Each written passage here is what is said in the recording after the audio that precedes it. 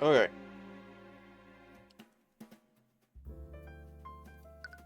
Everything should be set up and working fine.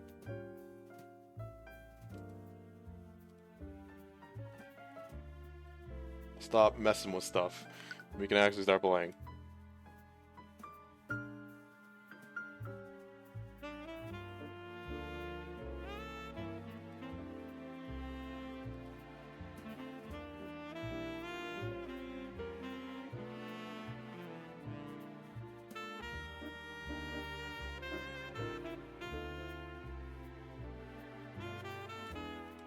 Okay.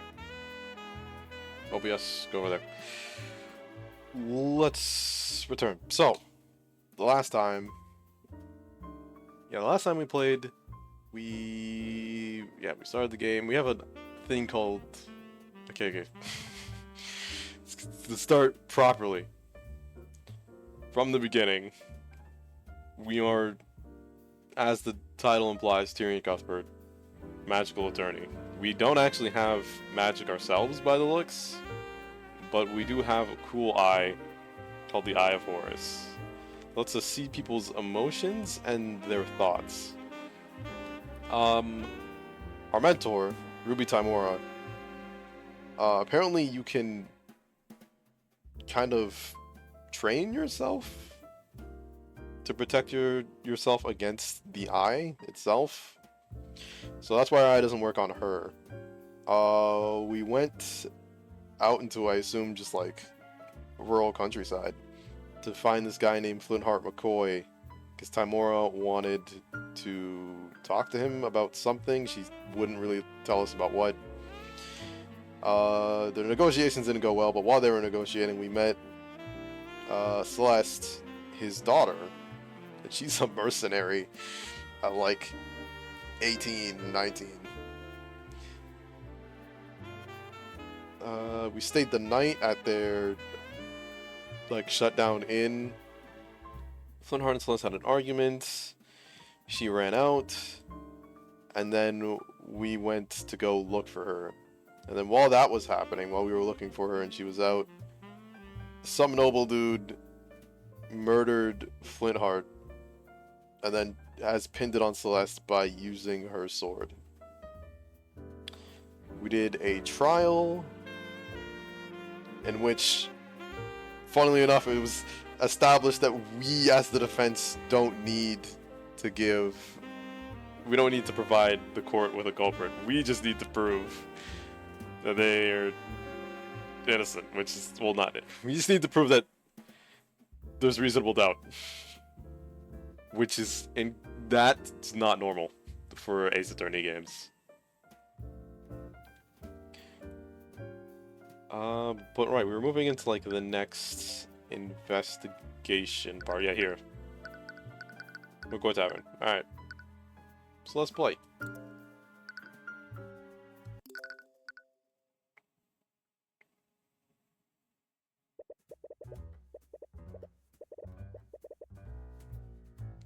You, the Inquisition, set up a teleportation circle for you to use. Nice. The capital and the crime scene instantly.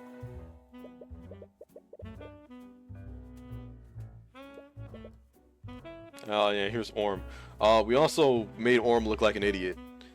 Cause he didn't submit a photograph as evidence. That really fucked up the prosecution. Arya Steelwind? Arya?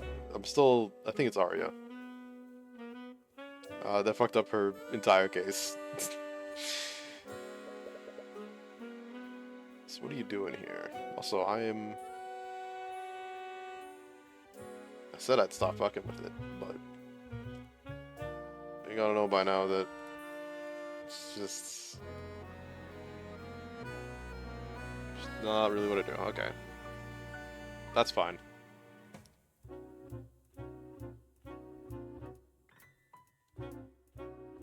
Like that. As good as it'll get. Yes, Orm, what are we doing here? What Everyone takes notice of you as you enter the tavern. Looks like he's working with a team of knights to investigate the crime scene. The defense attorney in this case. I have just as much right to investigate this crime scene as you do. Right. Yeah. I'm still a little iffy on where attorneys sit in this universe. I got my eye on you, kid. Alright. Let's talk, buddy. I can ask you some questions about the case. It's about help the likes of you. Which probably sent you... Whoa, why is he being so stubborn now? You have to persuade him through an argument. Okay.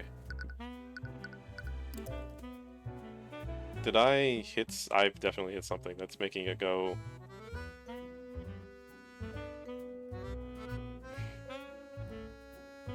A. I've hit A somewhere. Okay. On the right side. Yesterday, I did load up the game so I could see if it did have a hide UI button. But, like, that's keyboard. Right click. Which, I mean, I can't really do here. But it also showed me a tutorial and I clicked through it.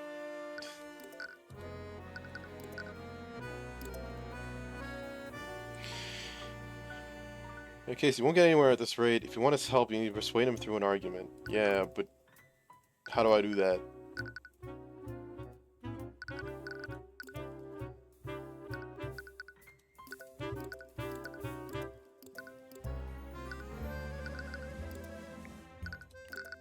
My badge? I don't know what you're expecting me to say. Not much to say about that. Okay, best try something else. Okay, we'll go through it. Autopsy report. Okay. Autopsy report seems detailed in some aspects and vague in others. Why is that? Details. The autopsy is performed by a mage who studies divination. Magic gives us details about how someone dies, but there's always a few blind spots. Like what? Well, for one thing, if someone mucks around with the body after death, the report becomes muddled. Divination can tell what happened to a body, but not in what order and what times. Definitely stabbed when his body was Celeste's sword, yeah.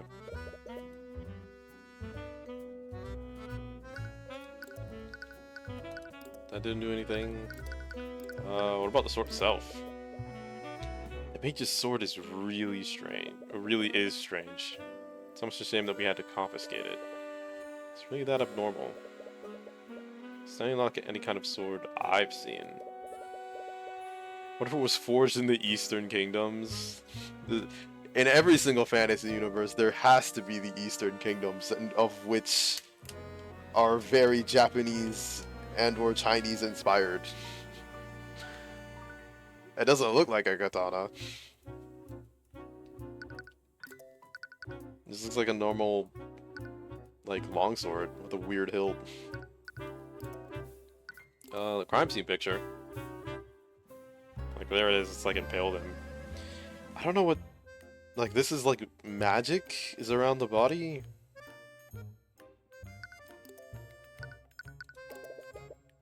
What do you think about this? I expect him to say, okay. Now what about the compendium? Never seen a real spell compendium before. I'm still not exactly sure how they work. Well, spell compendiums are magical devices that display exactly which spells a mage can cast. Probably guess, but the Inquisition uses these things all the time. It's a blessing for the defense and the prosecution, yeah. Interesting.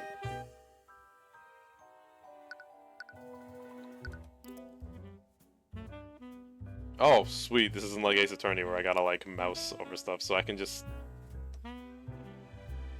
Okay, well, let's look at this cool art. This painting man has some text on it. Adam Evele, politician of the pedantic. Some kind of politician from one of the nations west of here. It's pretty much a shoo-in to win whatever election they have going there. An election? Swinhart's studying democracies for his little revolution. Right, yeah, there was also this point. Flintheart was like, you speaking out against nobility. Which I'm pretty sure is why he was killed. What about you? Ooh. It's Penango Mage, there's some text on it. Ooh. Somala Somala Daglian? A legendary practitioner of the arcane arts. He mysteriously disappeared one day. It's rumored that he was developing a formula for a new transmutation spell. However, he was reckless in casting the spell, and Daglian quickly lost control of its magic. His body was never found. Many speculate that he didn't actually die during the accident. But that's true, where did he end up? Sounds like a cautionary tale against the use of magic. Yeah. Sounds like a reason he'd keep it in the tavern. Alright, so let's go left or right, aside from that. I do wonder if, like, these are... Because the game was backed. I wonder if this art is from people who backed the game. Inquisition lit some candles, but there's a magical lamp right there. I wonder why they're not using those instead. Because, I mean, nobles cast magic. Nobody else does. And I don't think there's any nobles in the Inquisition. Unless Orm's a noble. It doesn't say you can use magic.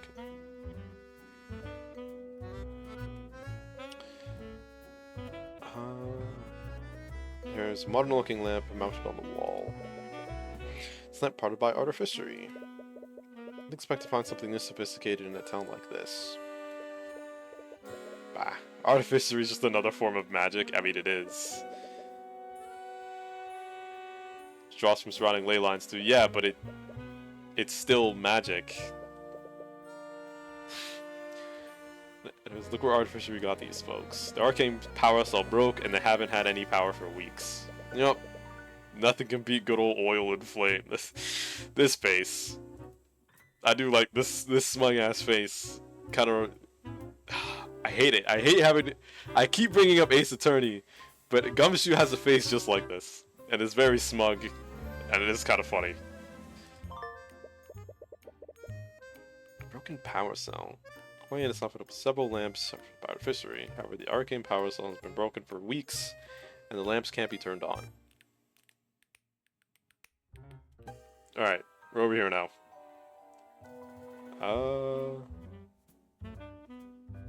I guess all of this was like the same. They lit candles.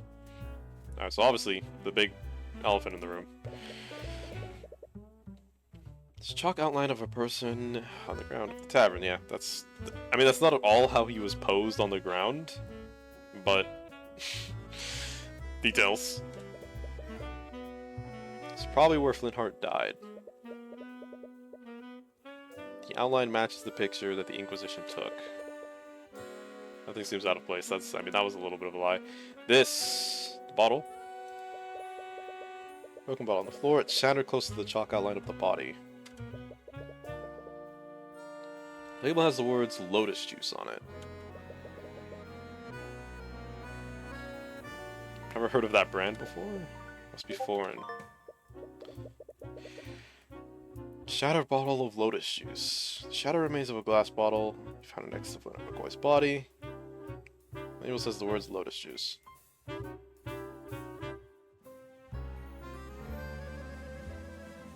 So I'm pretty sure that's it. There's like nothing else to really look at. Let's present you with this. This power for about a week. Is there any information I can infer from that? Using candles to keep the place lit. This is exactly why you can't rely on magic. Hating on magic too much. Magic school. Yo. Hello, Tyrion. Hi. How you doing? Now that you're here, you just reminded me to move the chat.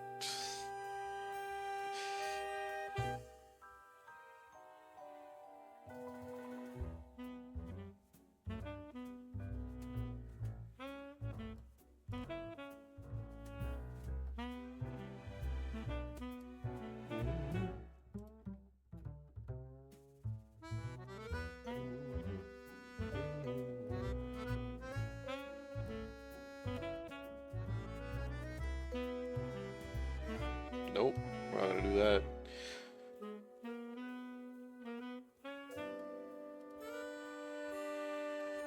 Well, good. I'm glad to hear. But yeah, I gotta clean up my house. Well, my house. I gotta clean up my room, and I gotta clean up part of the house today and tomorrow. 'Cause I got people visiting. So I'm unsure if I will be able to play 14 with you. I'm just doing that. Yep. That's fine. Yeah, I feel a little bad. Alright. Yeah, I wonder what Lotus Juice is. Lotus Juice is a rapper who sings in the Persona 3. That is who Lotus Juice is.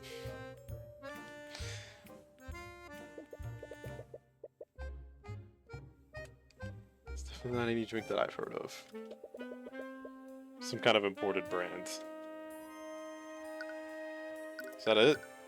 Okay.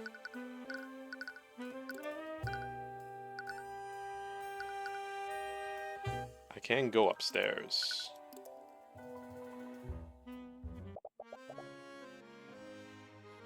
What the hell? If people keep seeing you here, they're gonna start asking questions. This is Steelwind.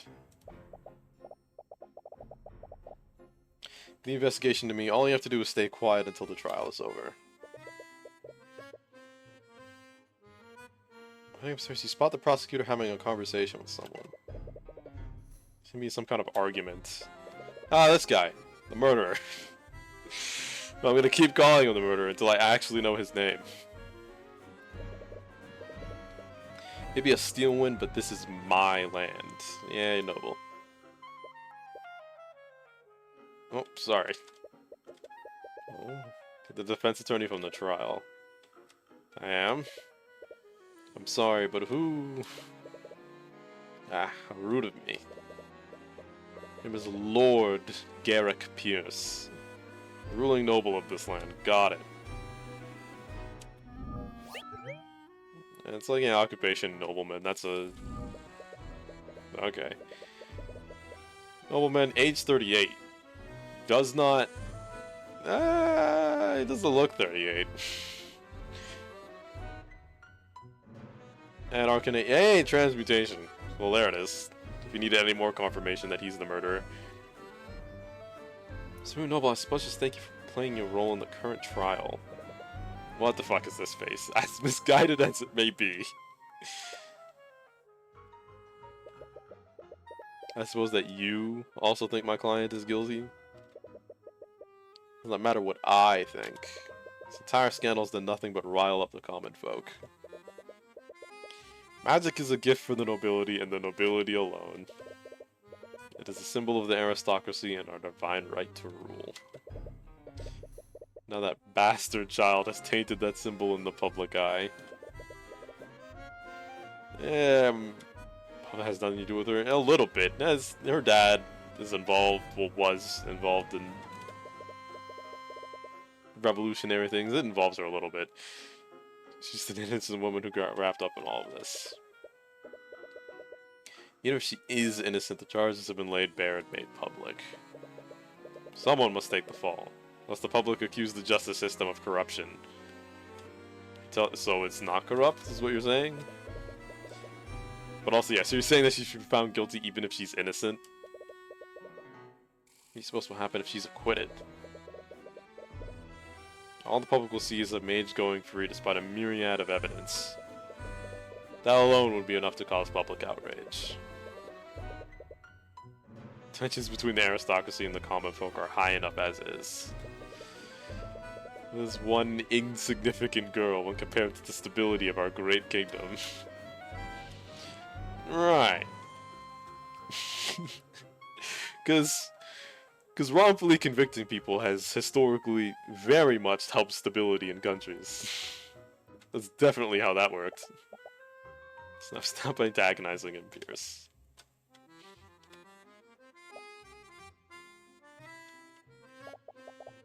I can't refute what he said. I don't agree with it. What?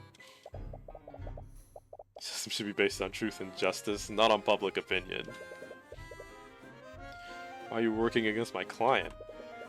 You honestly think she's the kind of person that would kill her father? Doesn't matter what kind of person she appears to be. Evidence clearly points to her as the only possible killer. But you should fight according to your own ideals. Just as I will fight for mine. I mean, understandable.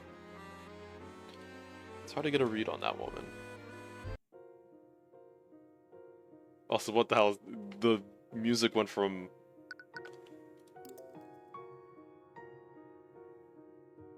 okay to, like, sad. Oh, it used to be part of the old architecture. Several doors lead to guest rooms. Aside from the rooms that you and Miss Timora use, they don't look like they've been open for quite some time.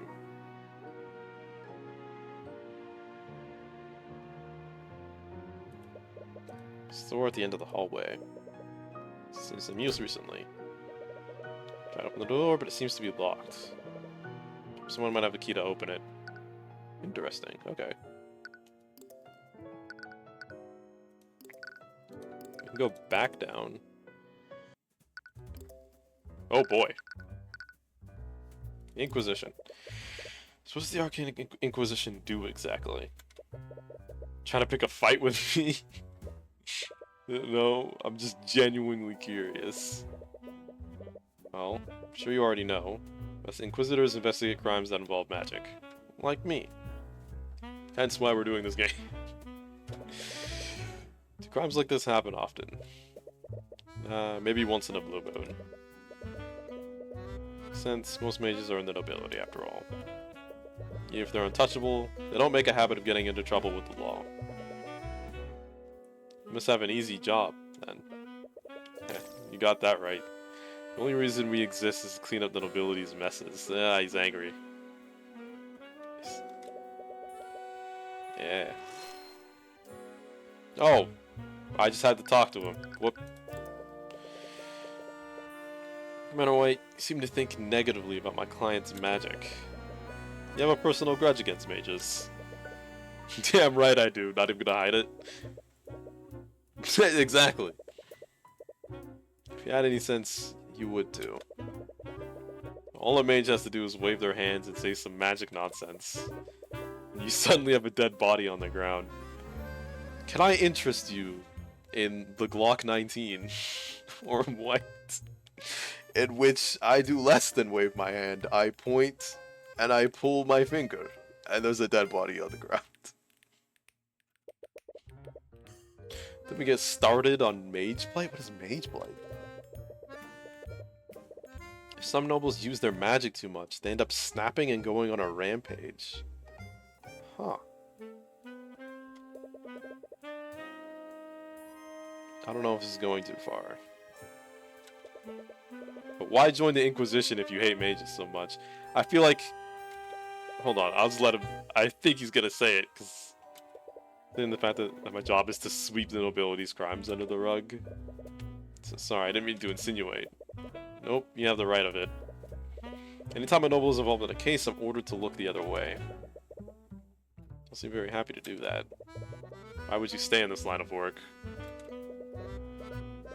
Oh, hello, handsome Panda Prince. Everyone. Hello, Rosario. Welcome to the Twitch stream again. Hi, hi, hi.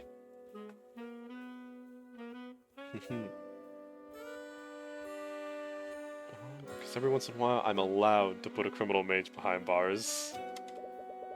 You can't go after nobles, but any other mage is fair game.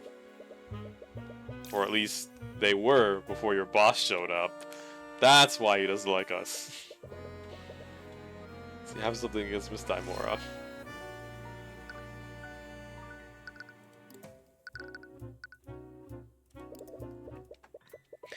I have to ask. Did something happen between you and Miss Timora? Ah, Ms. Timora.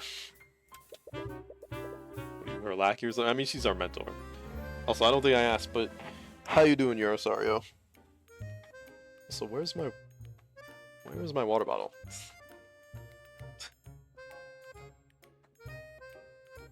There it is. Sorry.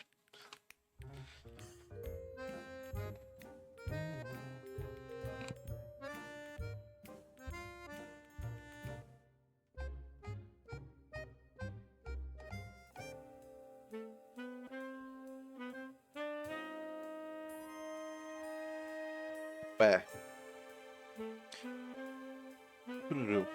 So what are you, Lackey or something? She's my guardian. Oh, I didn't even know she had a... Look, kid, I don't know what the deal is between you two. No good will ever come associating with her. I'm doing great. How are you today? I'm doing pretty swell. I had to mow the lawn, and technically I am supposed to be doing laundry. In fact, I might have to be right back real quick to put stuff in the dryer. And I've just been running around, so I finally get to sit down and play something. It's about the rumors, isn't it? The rumors. There's several insidious rumors surrounding Miss Timora. She's been accused of forgery, blackmail, and all manner of illegal activities. It's clearly misinformation spread by the nobility to discredit her. She's always been fine with it, but you can't help but get angry on her behalf. It's more than just rumors, I've seen it for myself. That woman is evil, kid. Defense mages don't have the protection of the nobility. She's not evil, she's a hero. Yeah, whatever. Orm White's psychological profile is complete.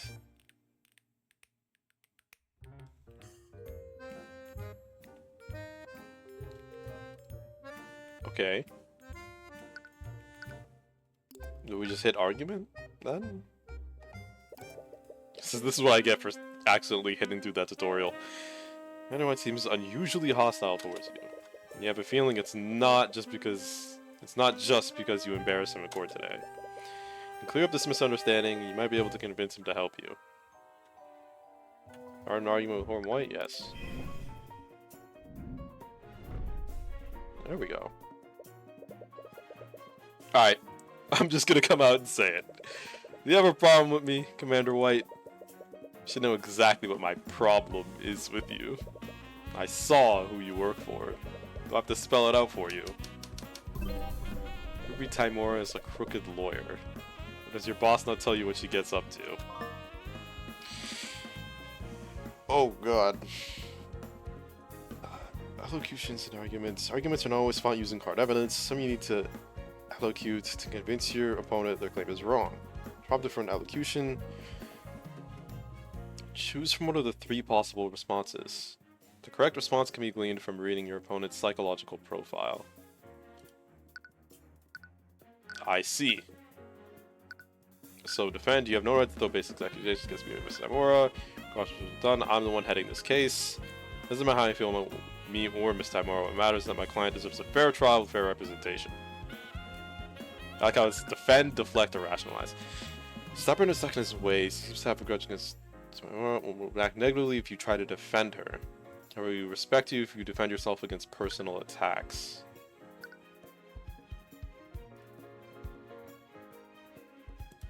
So I think this? Regardless of what Miss Timora has done, I'm the one heading this case. No problems you have with her, they have nothing to do with me. Damn, alright, so we did it. Still doesn't change the fact that you work for her. I've seen that woman do all kinds of shady shit in the cases I've worked. Forgery, bribery, blackmail, you name it.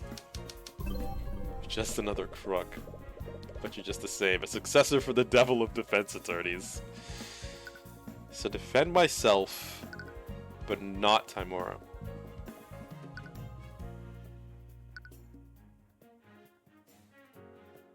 Okay, that's nope. We're like attacking him with that. This could kind of work, but I think I just defend. Because again, I'm not Ruby Timora. Regardless of what you've seen her do, I'm going to run an honest case. Doesn't matter if the rumors are true or not. Regardless of what you've seen her do, I'm gonna run an honest case. Yeah.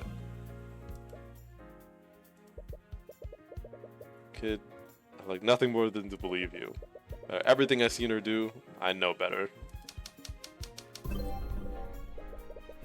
Anyone taught by that woman can't be anything more than a crook. You seen me engage in any crook-like behavior, yeah. Nothing I've done has given you any reason to suspect. You have no proof that she's a crook. Nope. Because again, that's bringing you back to Timora. We need to focus on us. Nothing I've done has given you any reason to suspect me. One of these two.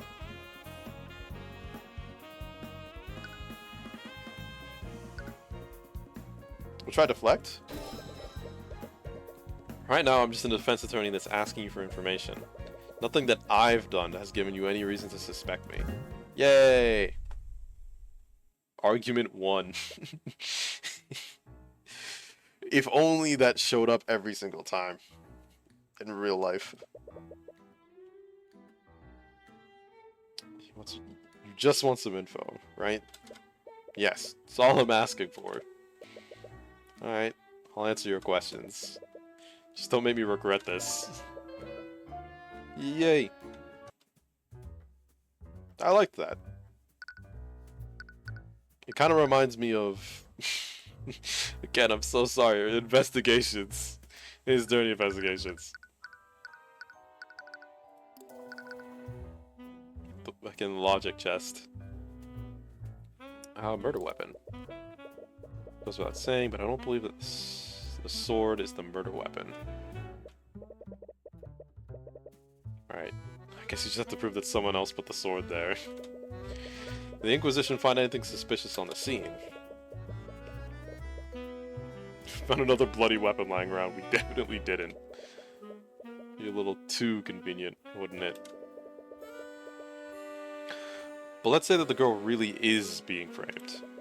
If there was another murder weapon, the killer probably walked out with it. Do you think they could have hidden it somewhere in the tavern? I mean, that seems really stupid. Doubt it. After the trial, Steelwind turned the place upside down and scanned it with her magic. Someone did hide a murder weapon here. They hid it well. Or they hid it in plain sight. Orm's mistake. I can't believe you made such an obvious mistake during your investigation. He's helping us here. I really don't think we should just be moving past that. Oh, shut up with that. I already got an earful from Steelwood about that mess. Well, you don't have to worry about me mucking things up. Steelwood's basically taken over the entire investigation. Wait, does she have the authority to do that? Normally, she wouldn't. But I know better than to go against orders from a noble. Alright. Yeah, because this dude's like 68.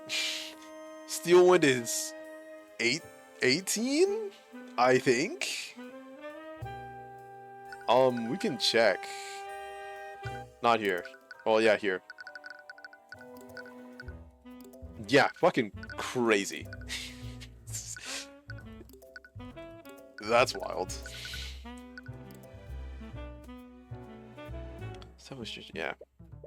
Honestly, that girl sweats the details too much. I don't know if you're a detective. You shouldn't be saying that. She even had my men draw up a scaled map of the crime scene. Wait, really? Do you have a copy? Sure, knock yourself out. Don't know how much good it'll do you. Crime scene map, McCoy Tavern. Geometrically scaled map of the crime scene. Add to the notes. Let's check that.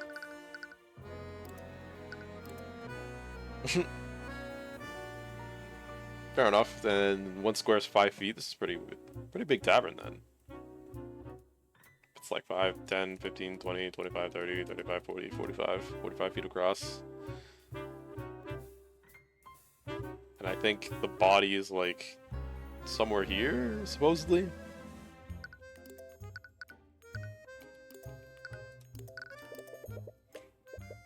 I thought this was Prosecutor Steelwind's first trial. That was also kind of wild. That they just threw two of the rookies at each other, and we'll like figure it out.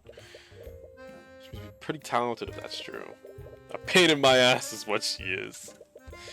The damn noble comes in here, telling me how to do my job.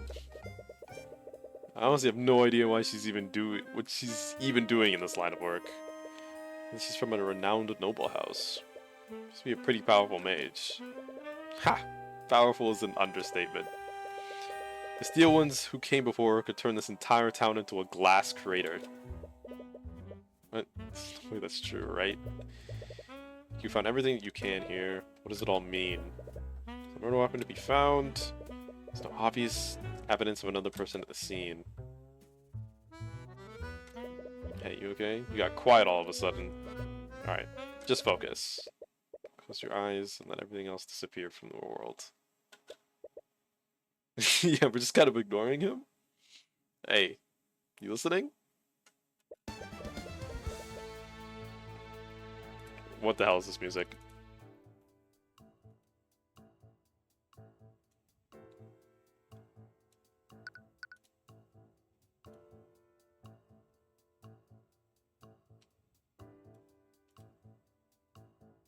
Ba-da. Ba-ba. Ba-ba. Ba-ba.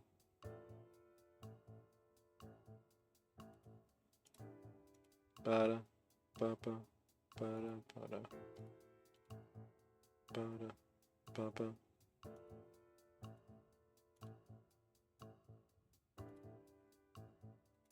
Sorry. Discord messages. So there's no clear evidence pointing to another killer. There is, however, evidence pointing to how Flintheart moved before his death. What? What can we tell about how Flintheart died? There's no blood trail leading to or from the body. Yeah, so you know he died where he's standing. Or laying, rather. Flintheart didn't move after the murder.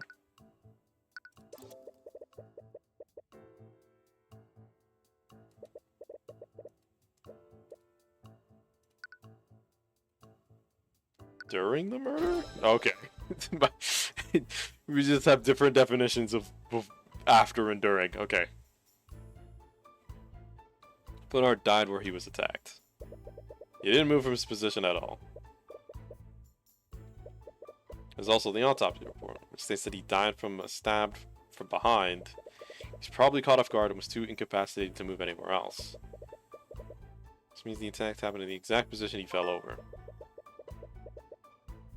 Flintheart died at the location... Oh, they had updated it. Location of the V marker. It's also the location of where the murder must have occurred. Let's check that. Yeah, V, victim. I figured, I was like, somewhere here.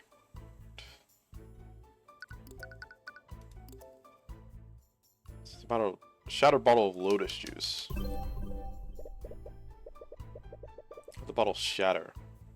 I doubt it means anything. The shattered bottle right next to the body.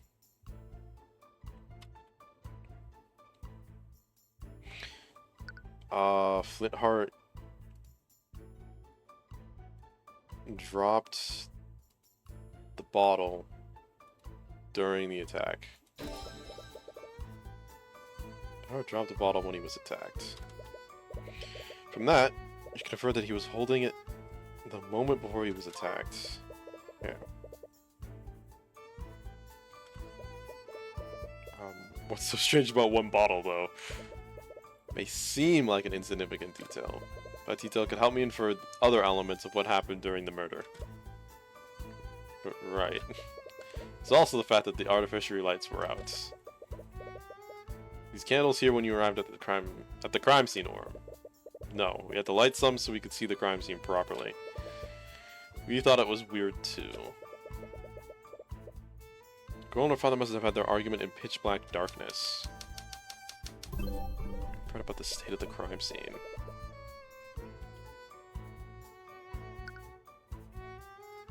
The crime scene had no lighting during the murder.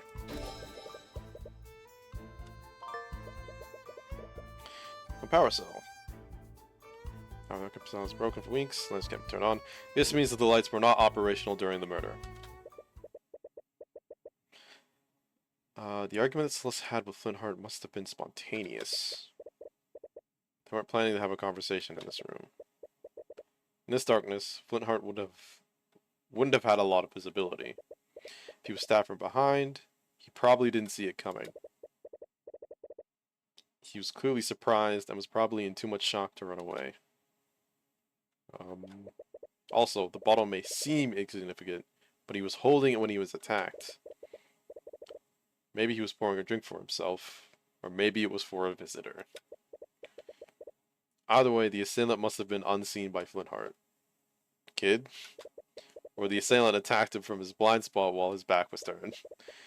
Why would his back be turned, though? Was he distracted by something? Kid. What? What was that all about? Sorry, sometimes I just get lost in my own thoughts. Yeah, well, cut it out. He was cooking, though. I wouldn't have told him to stop. You're freaking me out. It wasn't even that. He was just making deductions. Right.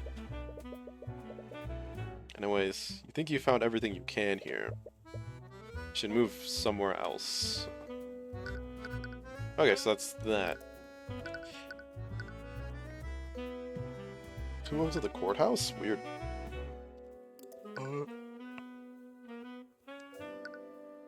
Actually, I'll be right back, because I imagine that the laundry is done, and I've just missed the noise. So, one sec.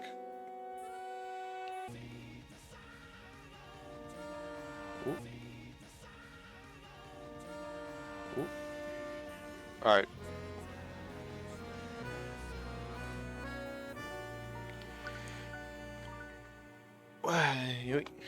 So...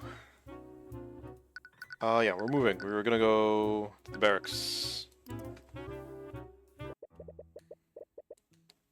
terms of the cell that Celeste is being kept in.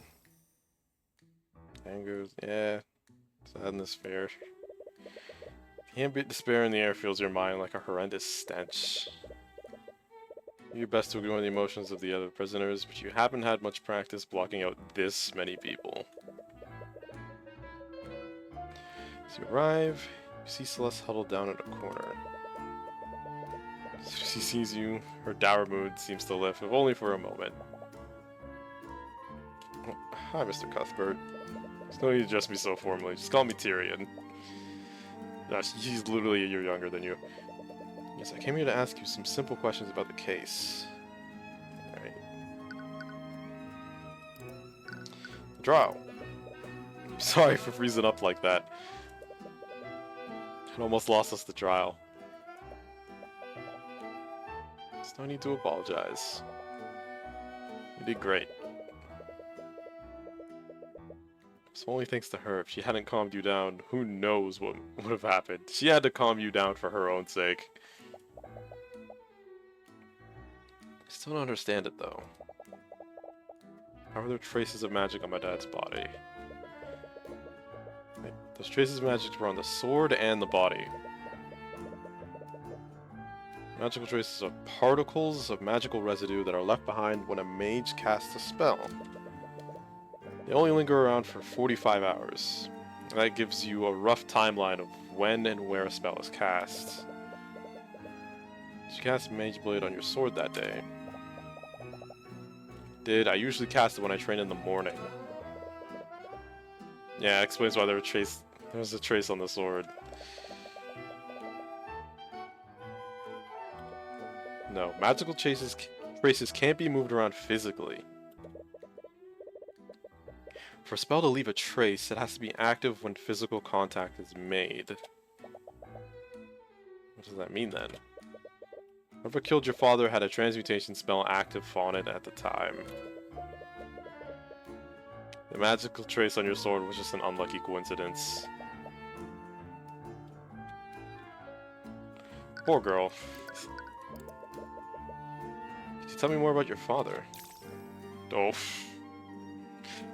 Still a little recent.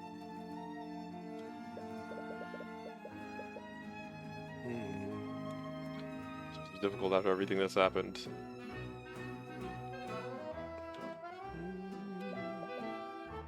Oh, it's okay. Absolutely, will try my best to answer your questions. Were you too close? Yeah, we were. But I was adopted by him and my mom. Where is the mom? Even though I didn't have their blood, they treated me as if I did. Loved me with all his heart until what? Something to do with the argument that they had?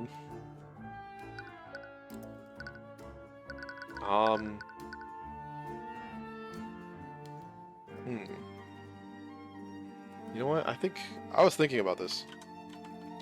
But I'm gonna open up a notepad. There's a couple of things that I want to talk about when we inevitably finish the game. There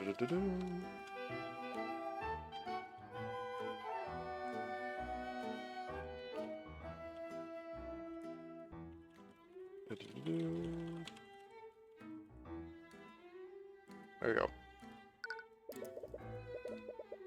Jeez, but I could hear your argument from my room that night. Tell me about what happened. For as long as I can remember, my dad has hated mages. Not sure why, but if you even mentioned magic around him, he'd fly into a rage. So I hid my magic from my family. Why even learn magic in the first place? Really wanted to. You could have gone your whole life without using it. Ever since our tabernacle, my family's been in a lot of debt. It's time to become a mercenary and use my magic to enhance my ability to fight. Most mages are in the nobility, so people will pay a lot for a sellsword who can use magic. Ah, it does make sense. So that's why she's a mercenary.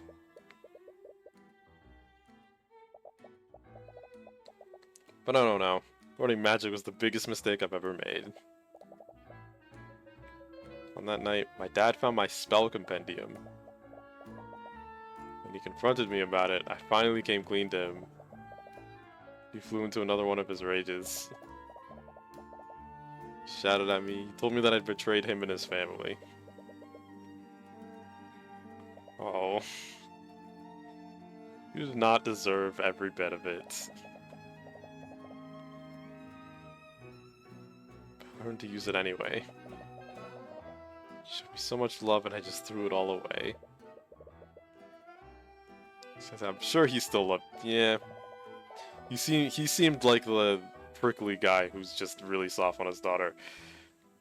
He died hating me. No, he didn't. Sharp pain in your chest as you see that thought. A locked door.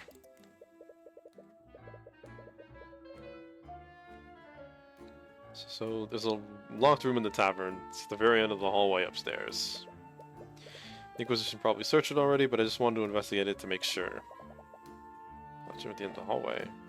That's my room. Oh. Why? Yeah, I don't really... you know how I could get in there? It's the only room in the tavern that I haven't investigated. Yeah, I feel like asking, you know, can I just go into your room without you being there real quick? Feel a suspicious gaze from Celeste. What's that look for? You lawyer, I'm not gonna do anything weird. Sorry, you're right. Here, you can use this key to get inside. Neat. She's cute. She is very cute. Now, my Ace Attorney senses tell me that after this case, she's gonna become our assistant, which means we do get to see more of her. But we already... Check out my badge. Don't really know what to say about that, sorry. Damn. Here's your dead dad's autopsy report. Probably shouldn't show this to her. Sorry, even through enough. You should remind her about her father's death unnecessarily. That's rare. Alright, what about her sword? Ah.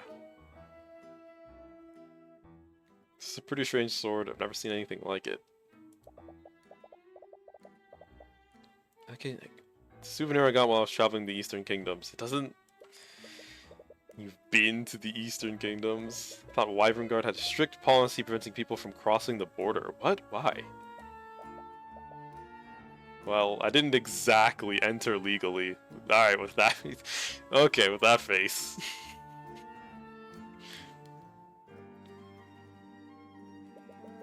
Quickly glance at the guard of the cell. He doesn't seem to be listening. Just don't make a habit of telling people that. You're in enough trouble as it is. Yeah. Aw! That's a nice... That's very cute. That's a cute face. Ah.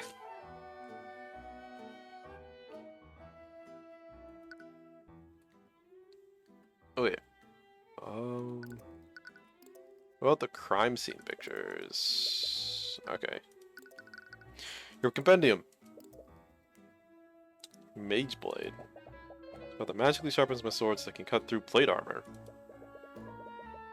When would you ever, when would you even need to use a spell like that? When you need to kill somebody in blade armor, Tyrion. Or yeah, I mean yeah, it's not just for plate armor. It can cut through all kinds of things with it. Trees, boulders, ballista, fortified gates. It cuts through most of those things like butter. You start to wonder what kind of life she led before this case. She was a mercenary at least 16 years old. Illegally crossed the border to go to other kingdoms to the east and has cut through fortified gates, apparently.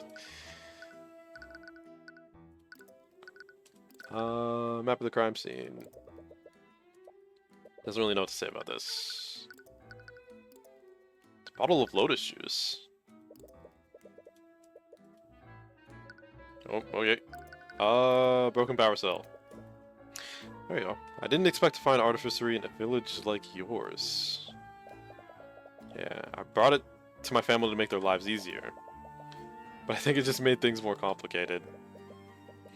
Yeah, without an arcane power cell, those lights aren't very useful. We can talk about your occupation as a... Okay, so this is clues, not physical evidence, hence... Also, we take pictures telepathically. Right. This is... I used this for Vexha's runestone, this description. I'm blocking it a little, but... And the text is in the way, but it's basically the same. So this is occupation. Tell me more about this. I don't really know what to say about that, sorry, damn. Your key. Yeah, fair. So that's everything. Can, like, check out the cell. This one locked door leads to the cell. It seems to be locked by some kind of magical mechanism. Torches hanging on the wall of the cell. It's a bit irresponsible to put a potentially harmful item in here with the prisoners. Perhaps the Inquisition doesn't care about that. They'll care when there's a fire, all of a sudden, and then every single criminal in here dies. The cell's barred. This barred window, even if someone broke through the bars, there's a 3-story drop to freedom. Noted. Okay. We are done here. We can go to the upstairs. We'll move properly to go into the tavern.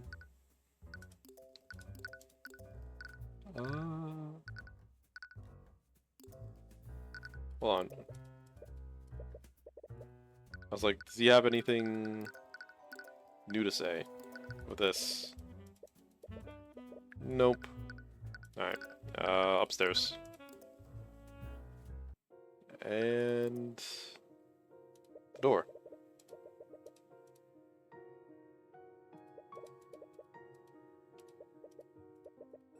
What? Oh, okay. Celeste's bedroom.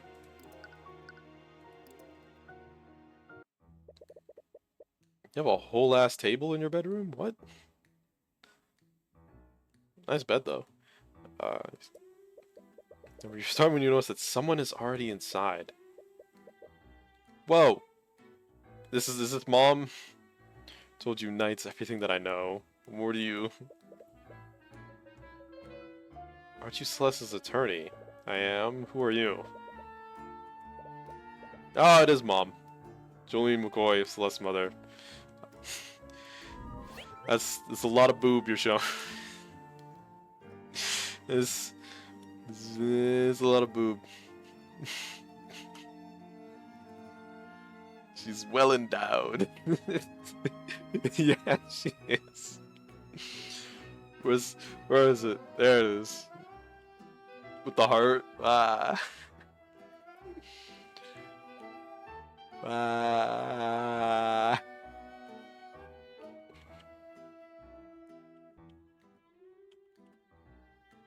Occupation unemployed. Yeah, she's 46. Was at the trial this morning. Can't thank you enough for everything you've done for my daughter. So this is Celeste's mother. Maybe we'll tell you more about Flintheart, yeah. Of course, do anything I can to help. Let's talk about Flintheart. What does he hate? Why hate mages? Associate magic with them, yeah. It's like he was furious at Celeste specifically because she was a mage.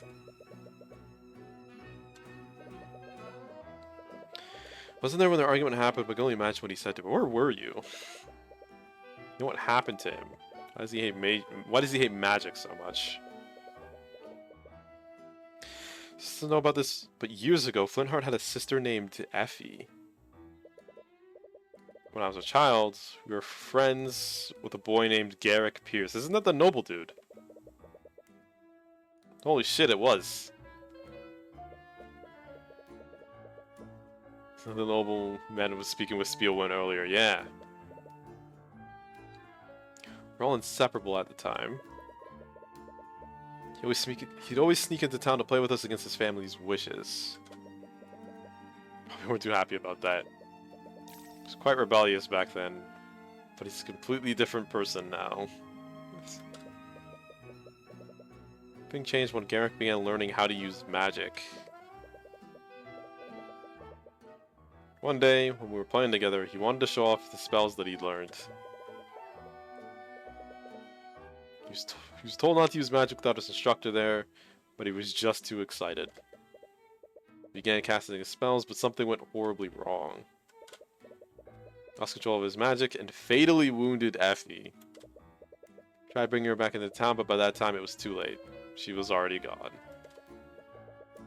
Sorry, it's been traumatizing for all of you. Yeah, he fucking murdered his sister, and then he came back. Oh man, that makes that scene. That does have the proper context needed. Now I know why Flintheart was so mad when this guy showed his face again.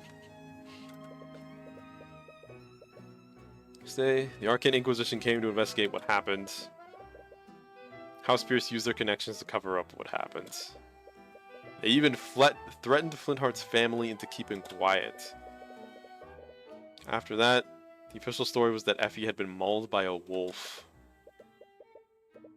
It's not surprising. The abilities seldom take responsibility for their actions, even for a mistake like that. Flintheart's sister has been added to your notes. Something changed in Flintheart after that. He began speaking out against the nobility. Eventually, he started hosting rallies in this very tavern. Each night, more and more people began listening to his words and joining his cause. The number of people that he'd gotten under his banner was terrifying. There was even talk of an outright revolution against the kingdom. That might explain why someone would go out of their way to kill him. Yep. I knew how much damage he was putting himself in. But no matter how hard I tried, I couldn't convince him to stop.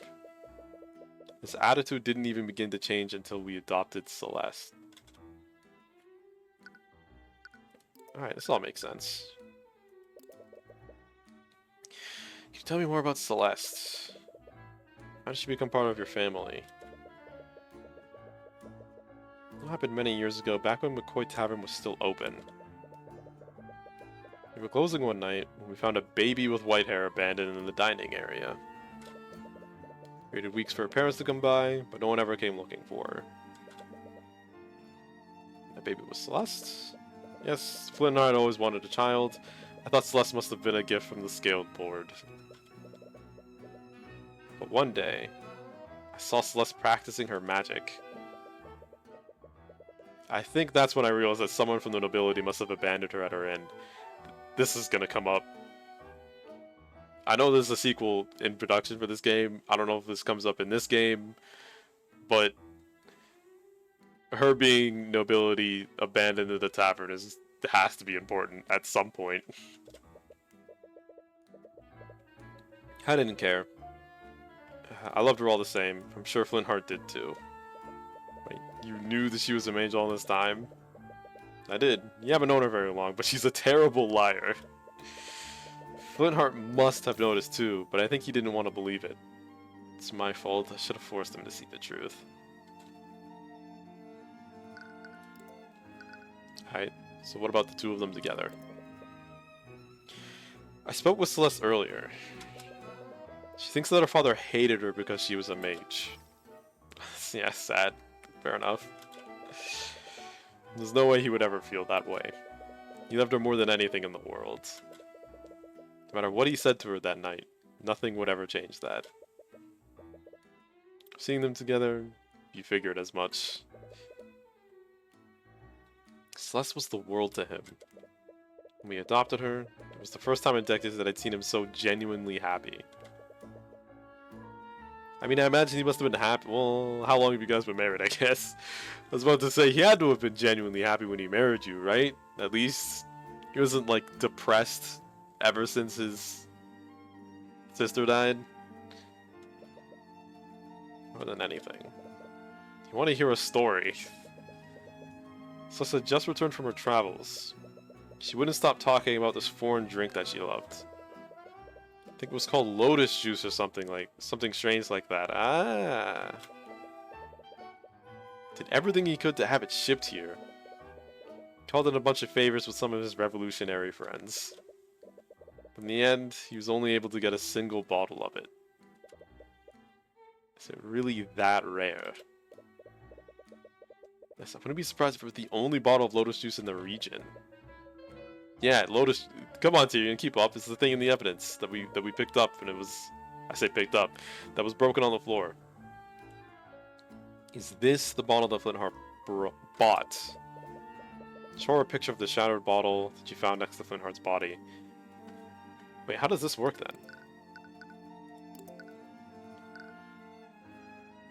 So you just take, I guess he makes a picture out of thin air, I guess.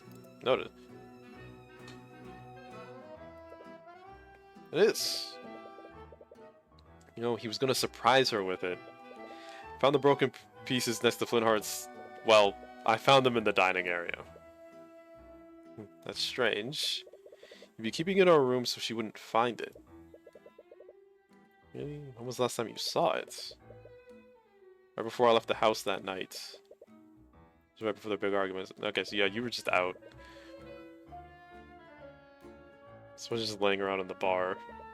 He decided to retrieve it after the argument. Oh, he wanted to apologize. Alright. I think you've investigated everything you can for now. There's still one last thing you need to do. Ready yourself for one last conversation with Celeste.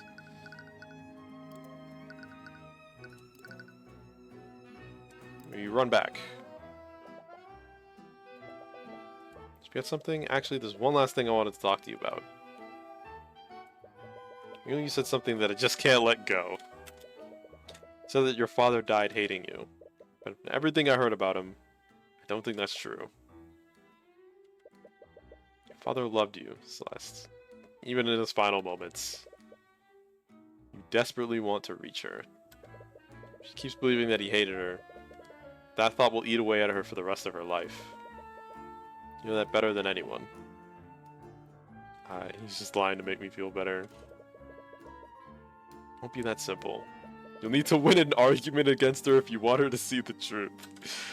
I need to argue with you to make you see that your father loved you. You can convince her of that. Start an argument? Yes.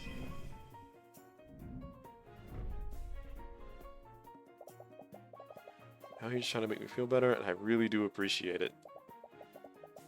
Everyone knows that my father hated mages. He's always hated magic. There's no reason behind it. We only have one option to present. Tell him about the sister. I don't know if it's my place to say this, but there's a reason why your father hated magic so much. When Footheart was a child, he had a sister. She was tragically killed by a mage decades ago. That's why he had such an immense hatred for magic. Take that against your health bar. Doesn't change anything. It's all the more reason for him to have hated me. Selfish of me not to learn magic. I knew how much he hated magic, but I still learned to use it anyway. Magic killed someone that he loved, no wonder he was furious.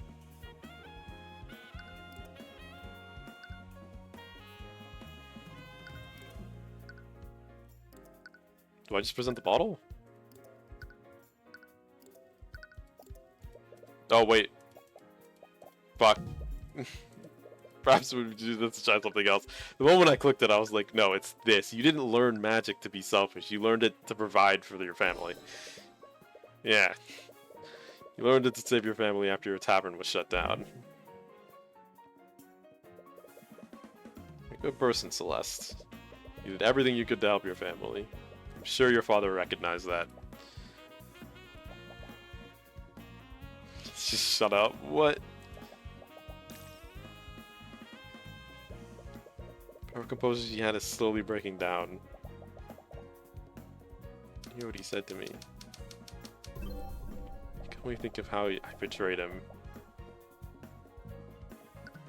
Now the bottle. Aha! Take a look at this. Oh, they said picture, not photograph. Damn it. No Nickelback this time. A shattered bottle.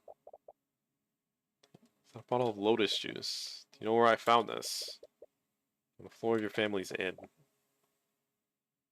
Can't be true. Tried to find it here, but no one sells it in Wyverngard. I knew how much you love this drink. He called in quite a few favors just so you could have it imported for you. Father didn't hate you, Celeste. Loved you more than anything. Oh, sad music.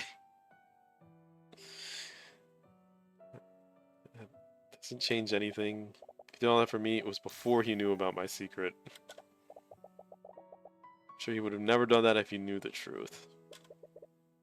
It's not true at all. What the hell would you know about him? Objective facts, because I haven't spent my life with him. You barely even knew him. Possibly know how you felt about me. Do you think I want to believe that he still loved me before he died? But I know the truth. There's no way he could ever forgive me for what I did. It's not just the fact that he bought that drink for you. It's also where the bottle was when it shattered. I said that the bottle was stowed in her room before your argument. But I found the shattered bottle in the lobby where his body was. I ran into him before I went to look for you. He was going upstairs to his room. It can only mean one thing. He went to retrieve the bottle after your argument ended. Why would he have it? It's because he was going to give it to you. He was going to give it. He was going to give you a gift to apologize for what he said to you. Big sad. He tried to apologize to you before he was murdered.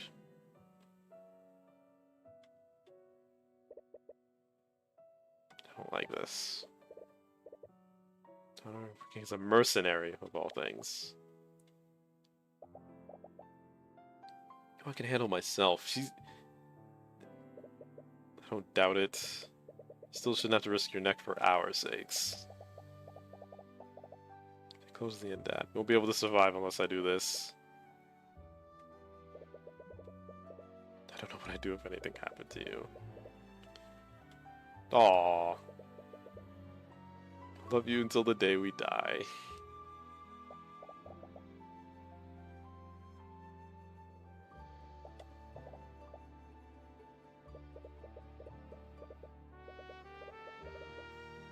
This is finally causing her to break down.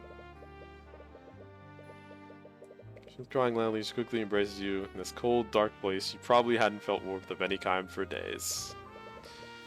You come off guard and feel a little embarrassed, but you comfort her while she vents her emotions. Yeah, argument 1. That's the most important part of this.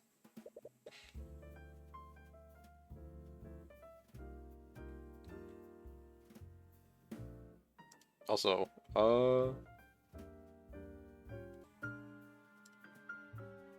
feeling better. Yeah, I think I'm okay now. Such horrible things this entire time. Gives you a warm smile. It's probably the first time you've seen her genuinely smile since this whole ordeal started. Thank you. But is everything really going to be okay? I'll make sure of it. I'll get justice for you and your father. Doesn't matter who stands in my way. Whether they're man, king, or god. Whoa. Immediately shooting to, like, the worst possible scenarios.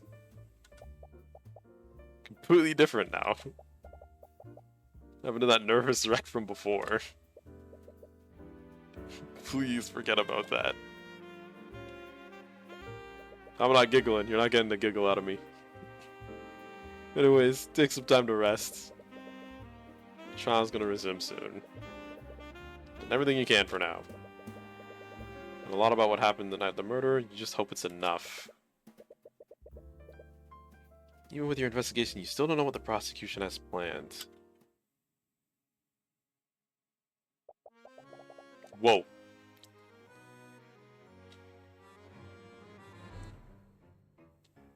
So, here she is. Miss Pierce told you all the details, Mr. Rudolph. Well, you remember them. Yes, I pride myself on an... Someone's gonna have to help me pronounce this one. Eidetic? Memory?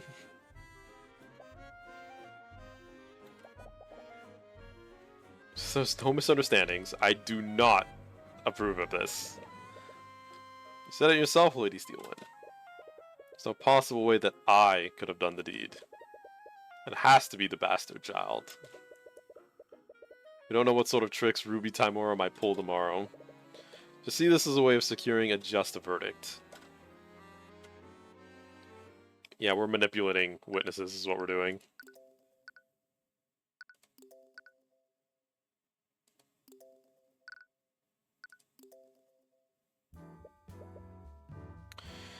Alright, it's time. There's Timora. Like, we did not see you at all yesterday. Oh, Cuthbert. You're not less jumpy than you were yesterday. Glad to see that you're finally getting used to things. So, what did you find in your investigation? Tell Miss Timora about everything you've learned over your investigation. There are a lot of clues that point to what exactly happened. I know a lot of details about the crime scene, but nothing about the crime itself. This means I'll have to rely solely on pointing out contradictions in the witnesses' testimonies. Being reactive to the prosecution's moves is a valid strategy. I don't know. maybe Ace Attorney games have like ruined me, but like being reactive and on the back foot, it's always so stressful. Honestly, I think it was a miracle that you got the commander to cooperate with you at all. Right, you almost forgot. Commander White appears to really have it out for Miss Timora. Actually, I wanted to ask about that. Did something happen between you and Commander White? She's not going to tell us. Or we're not going to have time. So can I please proceed to the courtroom with your counsel? Let's go, Tyrion. Trial's about to start. Should go. I'm just waiting. Right. Another secret is left buried between you two.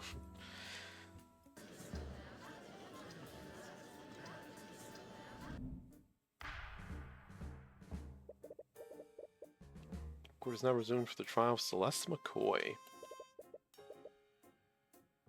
Let's review the proceedings from yesterday. Panda presented some shocking oversights made during the investigation. Yes, I personally saw to it the investigation was conducted properly this time. I see. This guy's eyes freak me out a little bit. I can't even front. Like, he just... Supposed to put my mind at ease. Yesterday's trial, we found an inconsistency between the crime scene photo and the autopsy reports. Because of this, the defense tried to push the following narrative. A third party must have interfered with the crime scene to frame the defendant. However, the prosecution has discovered another explanation. Because of that, the individual who discovered the body would like to testify as to what he saw that night. His eyewitness account will clear up what actually happened. Interesting. It's my understanding the individual in question wanted to remain anonymous.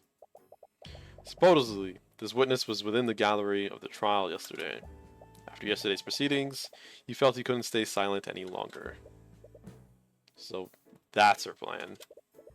Why would the witness change his mind like that? Did the woman persuade him, or was something else happening here? Well, let's hear from the witness.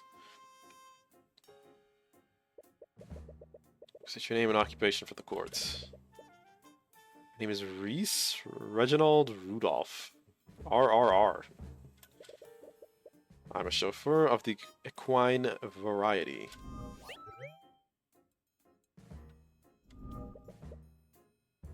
I'm terribly sorry, but I'm familiar with that profession.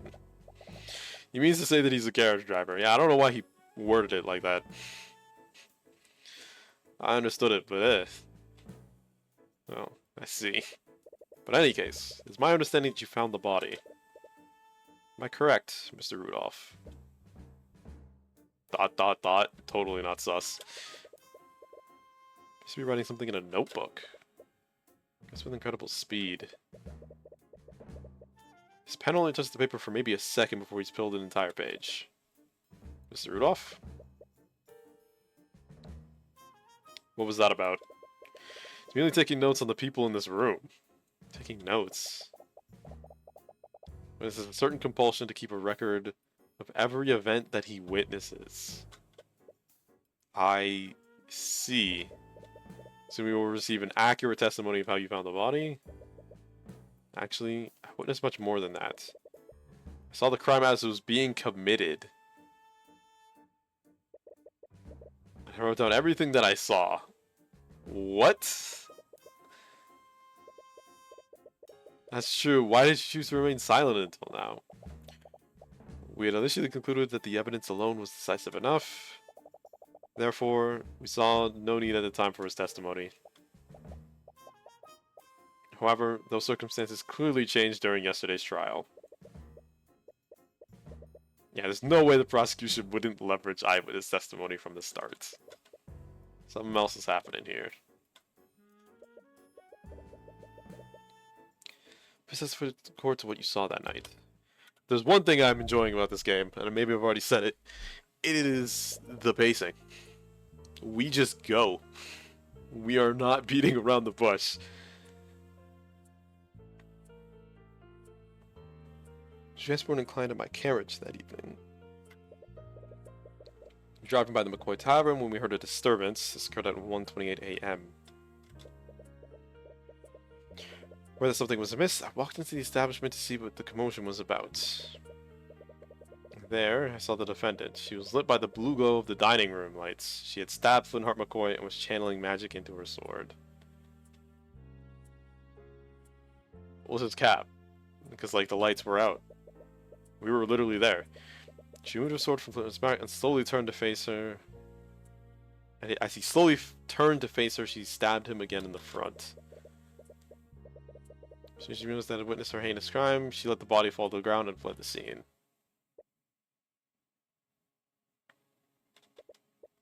Then the as the witness described, then I see no room for debate. Of course, the evidence has always been irrefutable. You don't remember seeing him when you left to look for Celeste, but it was pretty dark. Celeste, did you see that man that night? No, this is my first time meeting him. And I didn't see him when I ran out of the tavern that night. Yeah, so he has to be lying. Does that mean he's the one who killed my dad? I can sense her restlessness. It's hard to say right now, but it's definitely a possibility. Let's begin their cross-examination. Right, so immediately, like, that was pretty easy.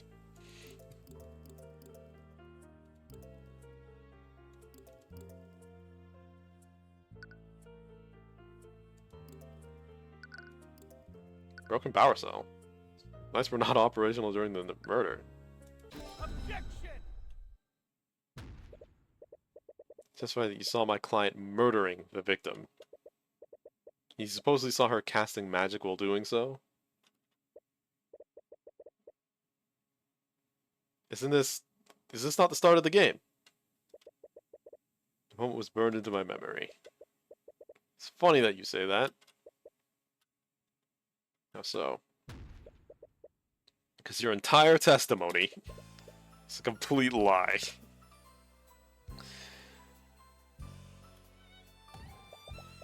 Accusing the witness of perjury, yes. Can't be made lightly, Mr. Cuthbert. My accusation is far from baseless, Prosecutor Steelwind. Is, in fact, very based. No, this has come up before. Oh, I assure you, it's quite based. That's what it is.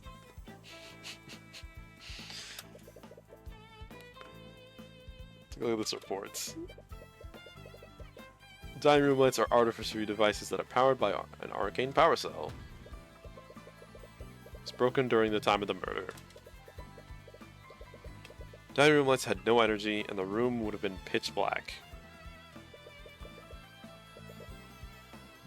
Witnesses couldn't have seen anything, much less a homicide. Whoa. I'll write X or N or whatever brings up evidence. It's N. Wait, I can explain. There's no need, witness. Could have easily seen another source of light. Perhaps one of McCoy's lit candles because of the blackout. Witness clearly described a source of blue light. A candle or lantern wouldn't emit a color like that. This witness is clearly mistaken. How do you just mistake the color of a light? That seems pretty... Our brains don't work like that. We need light to see things. So we remember the color of light. The witness records everything he sees in his notebook. He remembers the exact times that each event occurred. So why would he be incorrect about such a clear and obvious detail?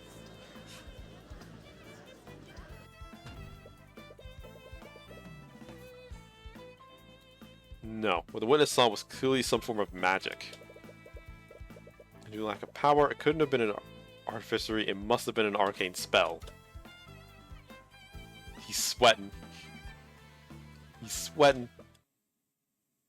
Oh, now what? That's it? Must have made an incorrect assumption. Please allow me to revise my testimony. Yeah. That's a face. I like that. I like that face. That's an absolute no-nonsense.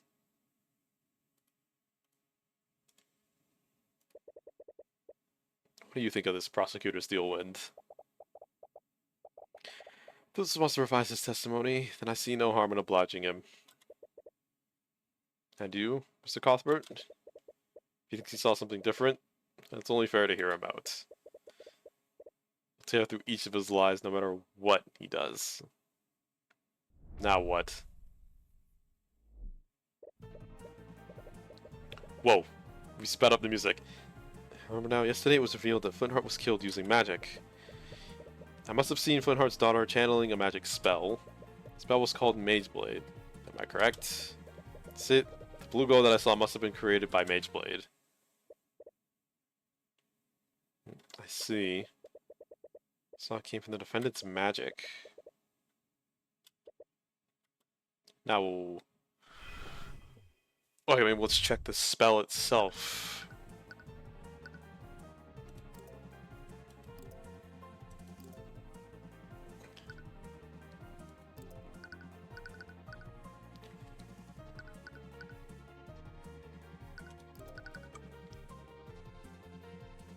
Here's the formula Mageblade. Can I see the... oh, spells. Here. Become natural. Start making one of the effects. Let's say yellow radiant glow. Target object must be... yeah... idiot.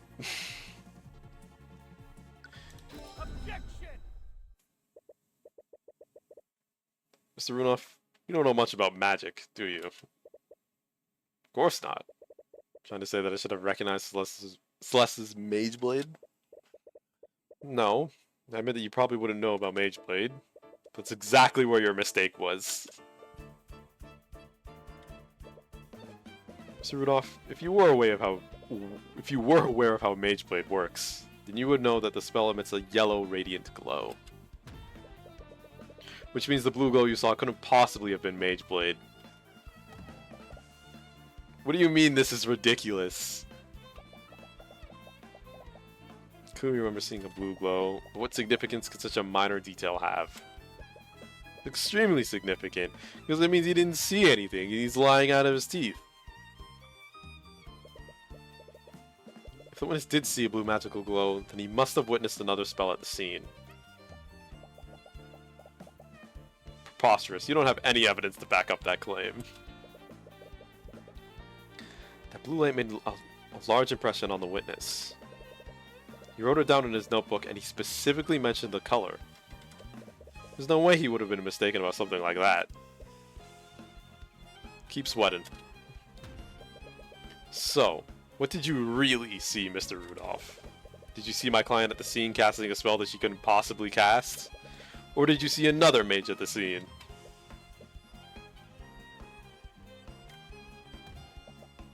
Your Honor, the defense has no right to accuse the witness like this. I'm just asking questions. Let me remind you that perjury is a crime, Mr. Rudolph. If you're found to have lied in your testimony, you will be prosecuted. No, wait, please. Ah, I figured. I was like, we're gonna get through this guy, and then Pierce is gonna show up. It's quite enough of that. Never seen that face.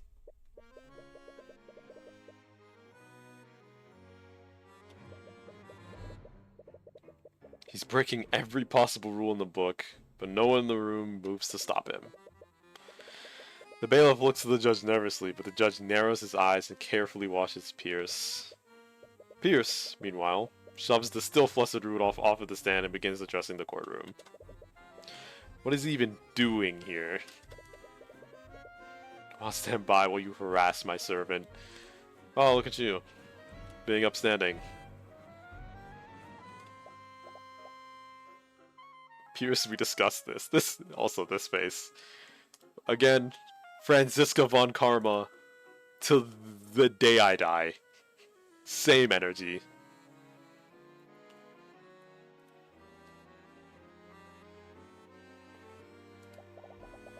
There's no need for you to take the stand. And what, pray tell, did they discuss? Nonsense. I have nothing to hide. And if you had done your job properly, I wouldn't have needed to intervene. For the first time, Steelwind doesn't seem to have control of the situation. What's the meaning of this, Mr. Steelwind? Who is this man? This is Garrick Pierce, Your Honor. That is Lord Garrick Pierce to you, Steelwind. I'm the honorable heir to the Pierce noble house. In any case, I must apologize. I'm afraid that these misunderstandings are entirely my fault. What do you mean? You see, Rudolph wasn't the one who witnessed the crime that fateful night. It was me. I was the one who witnessed the crime. I had my driver report the body so that I could remain anonymous. Yeah, he's gonna get away with this, because it sounds plausible. Even since it's bullshit, he's a noble, he'll get away with it. I'm trying to say you had Rudolph lie for you. I simply dictated to him what I saw and had him repeat that to the law enforcement. It simply wouldn't do for a member of the nobility to appear publicly in court. Lord Pierce, regardless of your intentions, this is a very clear act of perjury. But from the look on the judge's face, you can easily tell that he won't face any actual consequences. I understand, and I'll accept the consequences of that. And those consequences are absolutely nothing. I would be remiss if Rudolph's shoddy testimony allowed that girl to escape her crimes. Please let me testify as to what I saw that night. Very well. This is highly irregular, but I believe the court will benefit from hearing your testimony. However, know that this misconduct has hurt your credibility. Very well. So yeah, he just walked up on the stand and we didn't get to say anything. On the night of the murder, I found myself unable to sleep, so I went on a leisurely carriage ride around Cornhaven. I happened to be passing by the McCoy Tavern when I heard a loud commotion from within the building. Curious, I stopped my carriage and took a single step inside the establishment. That is when I saw the scene inside. I saw the defendant stabbing that poor man twice with her sword. Garrick Pierce, he's a member of the nobility. Means he's probably a mage, right? Yup. He's the only other mage that was there that night. Does that mean... No doubt about it. He's the only person that could have left a trace of transmutation on the body. He has to be the mage we're looking for. Aww. This must be a lot for you right now. Focus on taking him down. Got it. I didn't see anything jump out at me immediately, but let's see.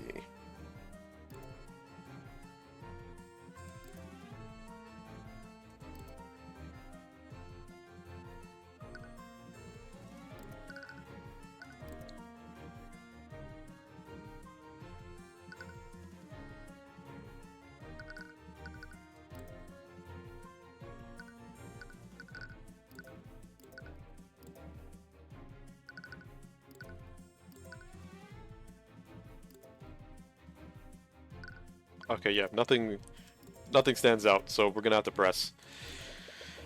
Seems like a strange way to pass the time. Fair. Not as you believe him for a second.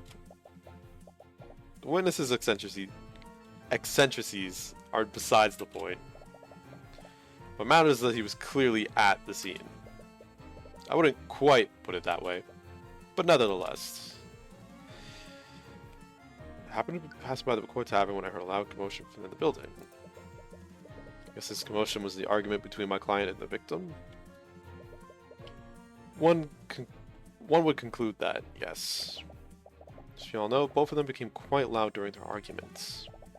It's not unreasonable to say that the witness heard them from his carriage. Somebody gets inside, established, and that's when I saw the scene inside. Oh, whoa. If he was at the tavern entrance, that would mean he was here. Claims to have witnessed the murder from the W marker. That's impossible, as he wouldn't have had proper lighting.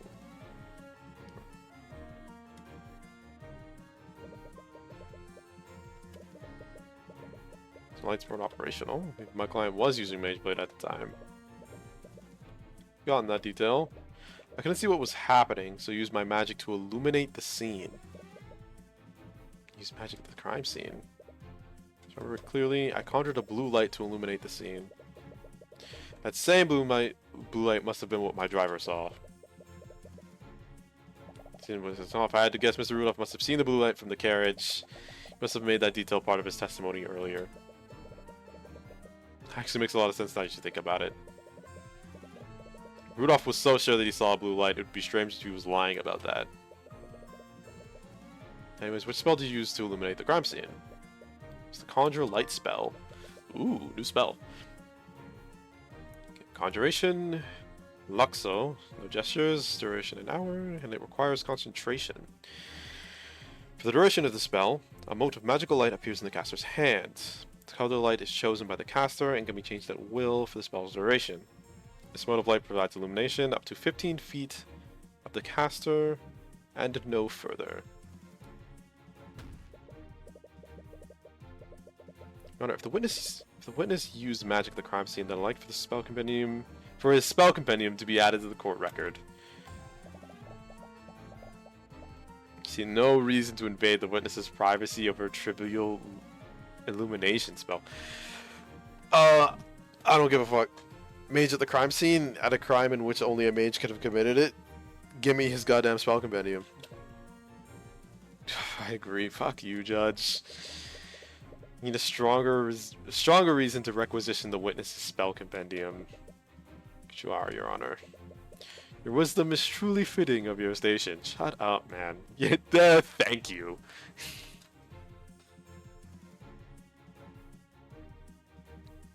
There, I clearly call it unfolds.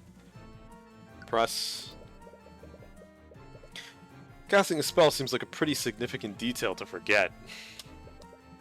For you, maybe. But for a practiced mage like myself, using magic is as natural as moving my arm. Alright, fair.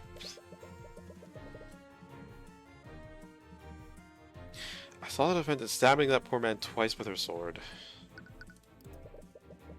I assume you're going to say that she stabbed him from opposite sides each time? Of course. Mind you, I have no idea why she would act like that.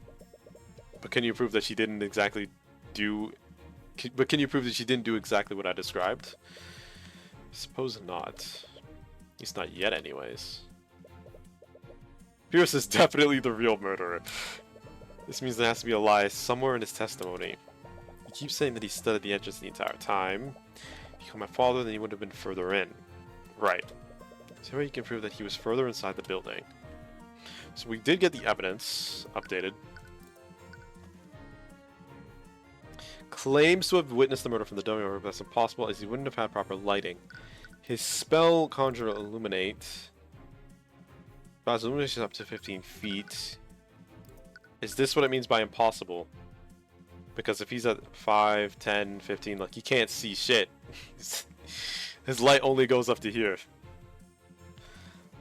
So, that's what it means by impossible.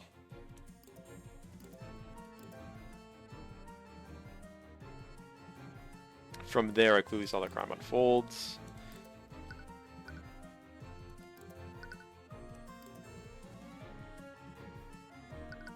Objection! Got his ass. So you illuminate the scene from the tavern entrance. He only took a single step into the building. Of course. I heard very clearly, I stood only at the entrance. I'd like you to take a look at the map of the tavern. Take a look at this map. How to place you right here, where the W is. Am I correct? Of course, I was. I do not know what you wish to. I do not know what you wish to achieve by having me repeat that fact. Well, I find it interesting that you illuminated the crime scene from all the way back there, considering that Conjure Light only illuminates an area within 15 feet. There you go. That's the face. The spell's range is irrelevant? No, it's not. You would have to be closer.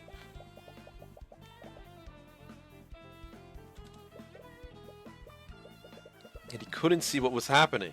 That's why he cast Conjure Light in the first place. Let's cover Conjure Light doesn't work like a normal source of light. It only provides illumination up to 15 feet of the caster and no further. If he had stayed at the entrance, his spell wouldn't have done anything to help illuminate the scene. What does this mean? Did you illuminate the crime scene or not? Thought his smartass would come down here and change things. I can answer that question for you, Your Honor. Lord Peace did illuminate the scene of the crime. He illuminated it because he was standing right where it happened. How would that be possible? Well, there's only one way this scenario would make sense. And that would be if Garrick Pierce was the one who murdered Flintheart McCoy. Hold on for a moment, this is absurd. I could have easily used a different spell to illuminate the room. And which spell would that be, Pierce? The name escapes me. I'm not sure which one it is now that I think about it. You idiot. Well, maybe we could figure it out together. When you relinquish your spell compendium to the court. Even she was like, you put yourself in a fucking corner with that. It's a clear violation of my privacy. Steelwood, why aren't you objecting to this? If you had listened to my instructions, you wouldn't be in this situation. You've made your bed. Now lie in it. That's fucking good.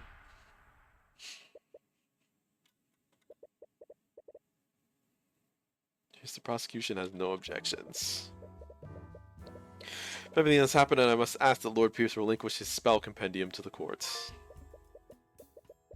Mine. Ooh. Prestidigitation. We know this one. Yup. Harmless magical effects.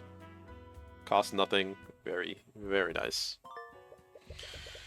Conjure water. Acquio. Outstretched palm. Well, so long as the caster maintains concentration on the spell. Frost wave. Excitation, incantation, none. Outstretch both his hands. Well, both hands. Instant. Anything caught within range is hit with a blast of extreme cold air. Liquids hit will be immediately frozen, and organic life will immediately enter stages of hypothermia. Shape liquid. Figacqua. Aqua. Figaqua. Shut up. I can read. Point index finger at the target. Indefinitely concentration. All of these spells require concentration. Concentrating on the spell, the caster can magically manipulate up to 10 liters of liquid and form it into complex shapes. At time, the caster can choose to freeze the liquid and solidify its current shape. While frozen, the caster can also choose to make the liquid instantly melt. Aww. Good job, Tyrion. Got a spell compendium. That case is as good as yours. Or is it? She didn't even try to stop you from taking a spell compendium. She wouldn't let that happen just to spite Lord Pierce. She definitely has something up her sleeve. I'll put the spell in Lord Pierce's compendium. Conjure Light is the only spell that he can cast that would shed a blue light. This renders his testimony and many of his statements false. Can practically hear Lord Pierce grinding his teeth. Back to our own. Your Honor, Lord Pierce could very well be a suspect in the murder of Flintheart McCoy. The defense argues that this presents enough reasonable doubt to acquit the defendant. So, already big props to this game for making us be actual attorneys and not necessarily have to prove who killed anybody. Just reasonable doubt. I acknowledge that Lord Pierce's actions are quite suspect. However, I will not pass a verdict just yet. There's much more we need to learn. That's not how it works. Yeah. That should be enough to acquit me, right? In a normal case, maybe. But it's different for this trial. Public won't accept an unsolved homicide involving magic. Unless we can unequivocally prove your innocence, the court will keep drawing out this case. What? But that's not fair. Yeah. That's just how the system works. Ace is a bit of a problem being super over the top. Yep. That's like, it's a double-edged sword because that over the topness is like why there's so many like community memes and really memorable moments about Ace Attorney. Like the ladder issue that has been going on since the first Ace Attorney game. Is it a ladder or is it a step ladder? Well, all step ladders are ladders, but are all ladders step ladders? No. Is that a ladder? Like it's a whole thing. Our core system doesn't exist to exact justice. It exists so that the kingdom can save face. No. The court will be suspending the trial of Celeste McCoy until further notice. That is, until Lord Pierce can be investigated as a possible suspect. Objection! Oh, okay. Well, she let us have her fun. A possible suspect? The very idea of that is preposterous, Your Honor. BT Dubs, what's up, Tyrone? Or Jax, rather. You knew she was planning something. To visit the basic facts of this case, shall we? Fillmore Core was murdered using a blade with a transmutation spell active on it. How do you feel about doing community night tomorrow? / Monday? For Arcane? Oh yeah, like the show? Monday, sure. Tomorrow is a big if. But I would like to watch Arcane. It's like season 2 for me. That's what I need to watch.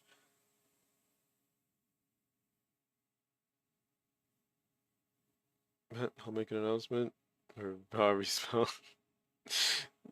Thanks, Tyrone. Season 2 is amazing. Gotcha. I think I'll have to sail the 7 seas in order to find a proper spot to watch it, but we'll got it. Yeah, so Fun was murdered using a blade with transportation spell. Mr. Cuthbert, why don't you tell me this? Why don't you tell me the spells that Lord Pierce knows? Alright.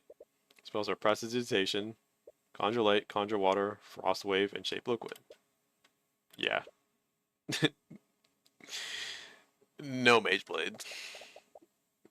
Realized it too, haven't you? Oh no, I have Netflix. I can just stream it. Oh, perfect. If you're up for letting us watch it through your account, then ye. Lord Pierce doesn't know any transmutation spells that can be channeled through a solid object. What? That can't be right.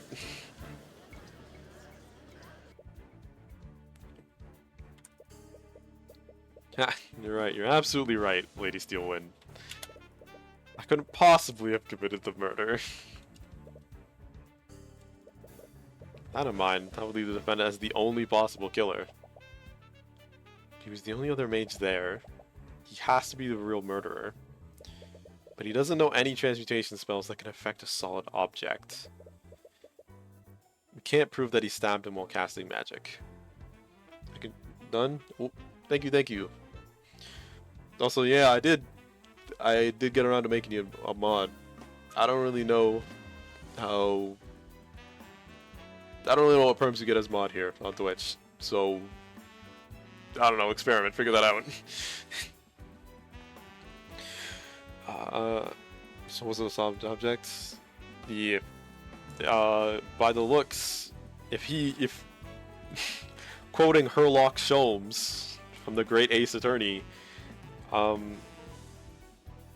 say quote, I'm just gonna paraphrase. Whatever possibly, fuck it, I'll just Google it. Whatever possibility that is left, however improbable is the only possible thing. What the fuck is the quote?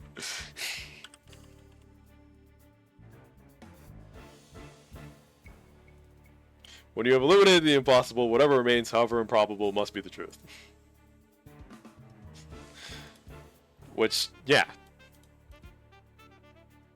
it's starting at a point and moving backwards, but it's still valid.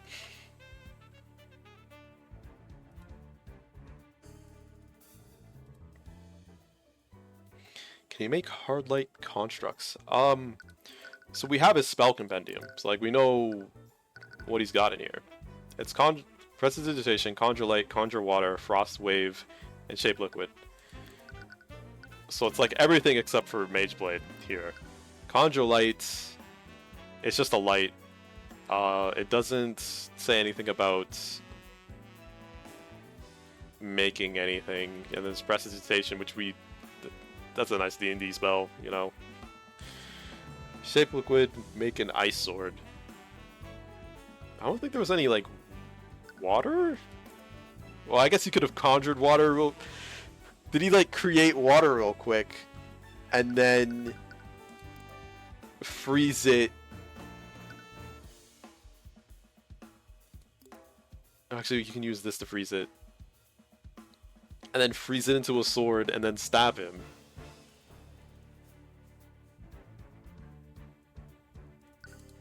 That's pretty... He was casting magic fast. If it was like one, then this. Okay, can't prove that he stabbed him while casting magic. Wait a minute. How did he do it then? How did he do it? It was definitely stabbed by something magical. Could affect a steel blade. That means he used something else. Pets did cast him down on this witness's testimony. Thus, I must conclude that he could not have possibly committed the murder. That in mind, nah. We still can't conclude that Lord Pierce couldn't have committed the crime.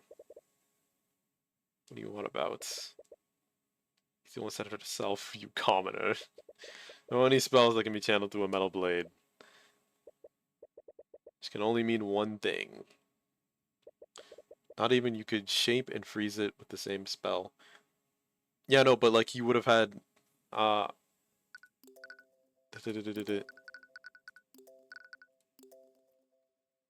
because like what water was he? I was just saying like he conjured water and then he used shape liquid on it to shape it and freeze it. Because yeah, it's just like while frozen. It's like you didn't use a metal blade, did you? Also, I think there was literally like a Sherlock Holmes game where the murder weapon was a frozen knife. Like, they brought in a frozen knife into a sauna, and then they stabbed the victim, and the knife just melted. And it's like, perfect crime. Except for like, there's like an abnormal amount of water in the wound.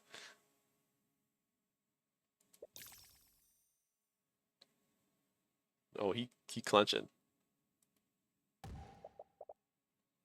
What nonsense is this?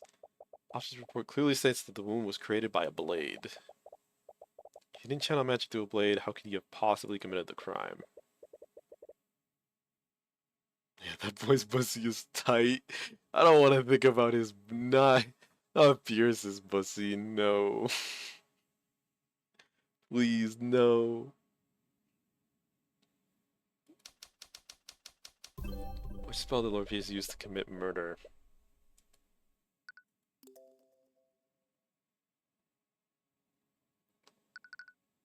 Well, I mean, it's 2, right? So...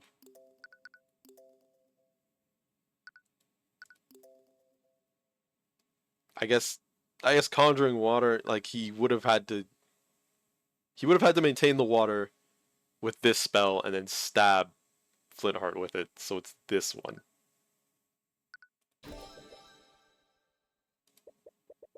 Didn't kill the victim using a sword. Killed him using an object shaped exactly like a sword. Yeah. There you go. What? I'm afraid I don't quite understand. I'd like for the court to take a look at Lord Pierce's spell compendium. Here's a seemingly insignificant spell called Shape Liquid. With it, he can control a body of water and shape it into any complex shape he wants. Then he can freeze that liquid, maintaining its current shape. A shape like a sword. Yeah. What? So, is it possible that he... What do you have to say to yourself, Lord Pierce? What do I have to say?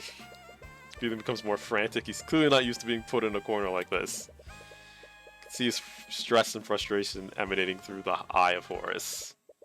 You have him now. Time for the finishing blow. Oh, we're just arguing straight up? That's exactly what I have to say, you commoner. I'm not the one on trial here. We're here because that bastard child didn't know her place. She's just a peasant, yet she still learned the arcane arts. And look what happened. I saw the murder, I witnessed everything. That girl used our holy arts to murder her father in a fit of rage.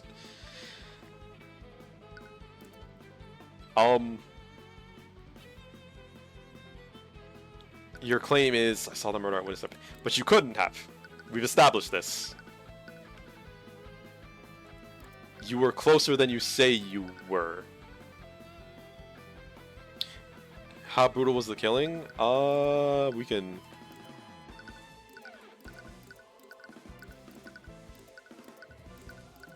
Oh, here we are. This is the murder. Well, at least, like, this is the body and how it looks. So, this, like, the yellow hexagon thing is traces of magic. So that's transmutation. So it's traces of transmutation magic around his body. That's her sword through his chest, and that's the broken bottle.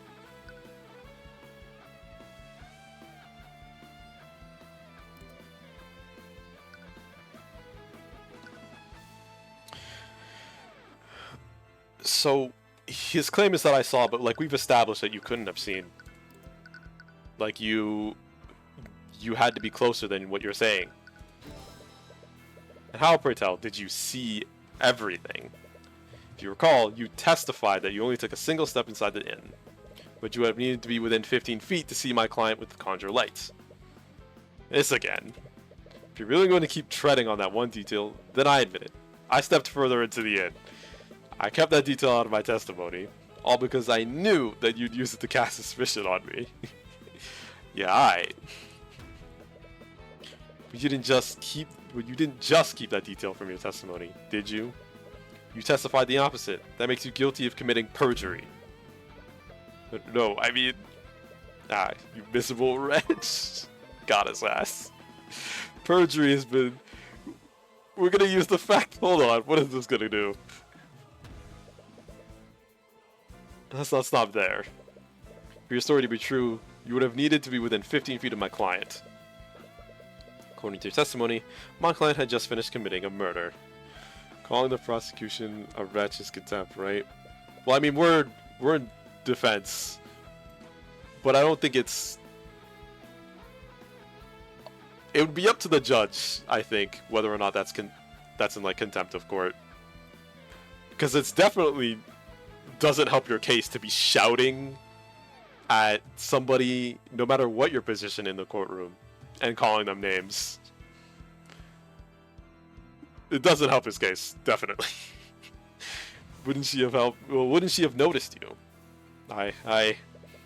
If you were that close, then you would surely have been close enough to apprehend her. So why didn't you? Didn't you have a duty to your citizens? Shut up. Shut your dirty peasant mouth. That woman was armed. I had no reason to put my life in danger. She was wielding her sword after the murder. I was terrified when I saw her holding that bloody sword. My life was in danger. The fuck you mean? It was inside his body.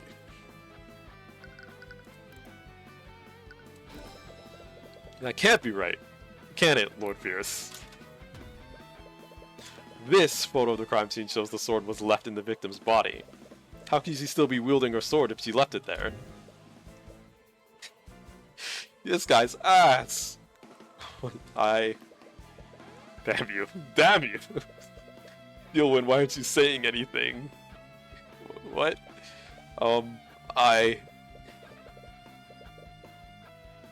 So's lost her usual air of confidence. You find it strange, though. Even when you had the advantage, she always maintained her usual poise. But Lord Pierce, please pull yourself together. How can I remain calm when this charlatan is trying to frame me? This is a complete travesty of our justice system. Came here to reveal the truth and testify against that criminal. And what do I get instead? Slander from some lowly defense attorney.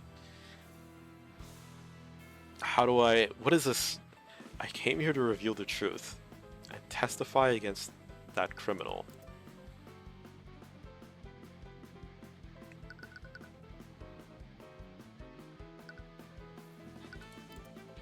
His comments? Yeah, I'm thinking it's the perjury. I was like, nothing in here. Oh, right, the perjury. You talk about justice, but you've committed several acts of perjury to twist the outcome of this trial. You're clearly not acting in good faith. You don't care about justice, you just want to further your agenda. So admit it, Pierce. You created a makeshift sword using shape liquid, and you used it to impale Flintheart. You shoved my client's sword into the wound, while the remnants of the real murder weapon evaporated. It was a perfect crime, wasn't it?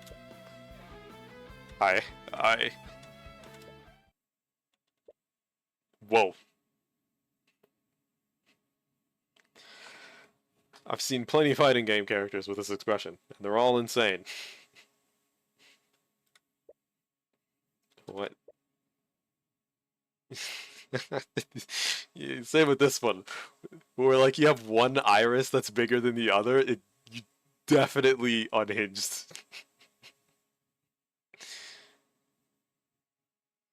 Holy shit.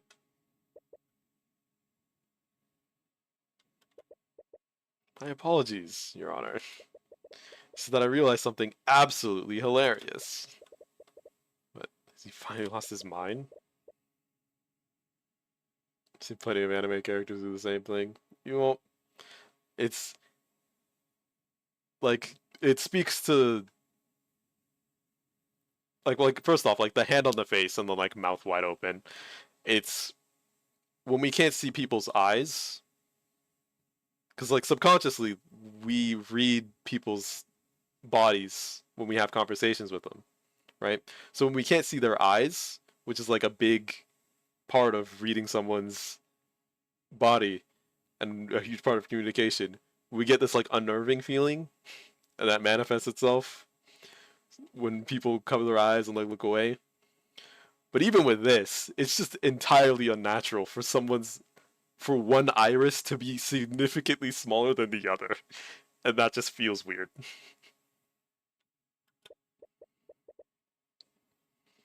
But there's one problem with it.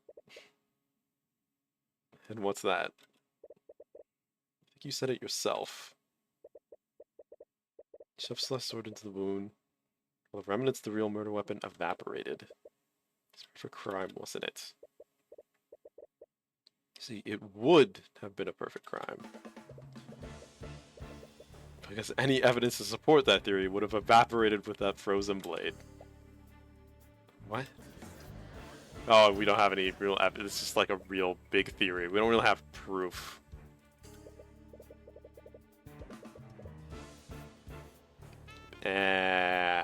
Fuck. Didn't see that one, actually. Then that means there'd be nothing left of the murder weapon. I mean, water standing on the floor? Yeah. Hold on.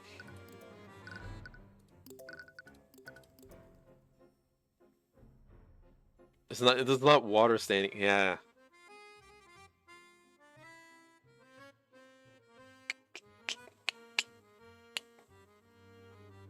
Look next to the head. But that's like the bottle. Right? Oh, wait, holy shit.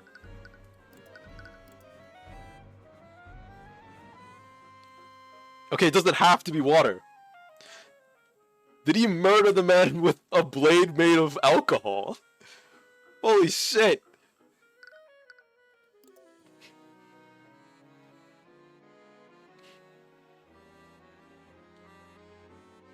Spun quite the tale here today. Now you're thinking with portals? Yeah. You have a shred of evidence to support it, do you? Nothing on me.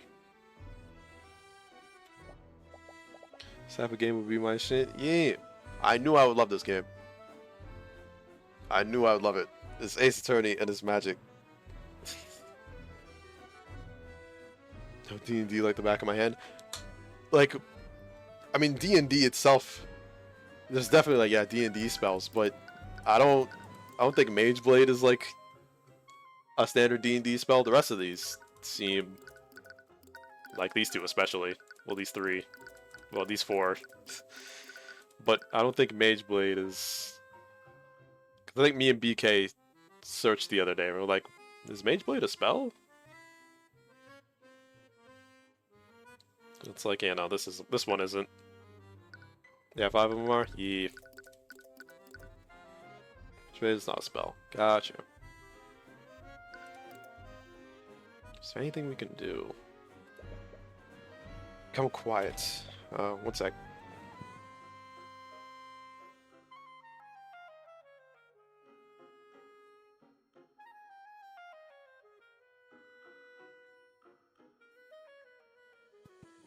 Why doesn't he say anything? Is it really hopeless? No, no, no. We got it. We got it. Politics is one look at the expression on your face. Anywhere she had instantly disappears. What are we... She realizes the expression on your face is the same expression you made every time you defeated her. Oh, when we were playing chess against her at the start. What is this? You can glare at me all you want. Won't change the fact that you've lost. I despise people like you.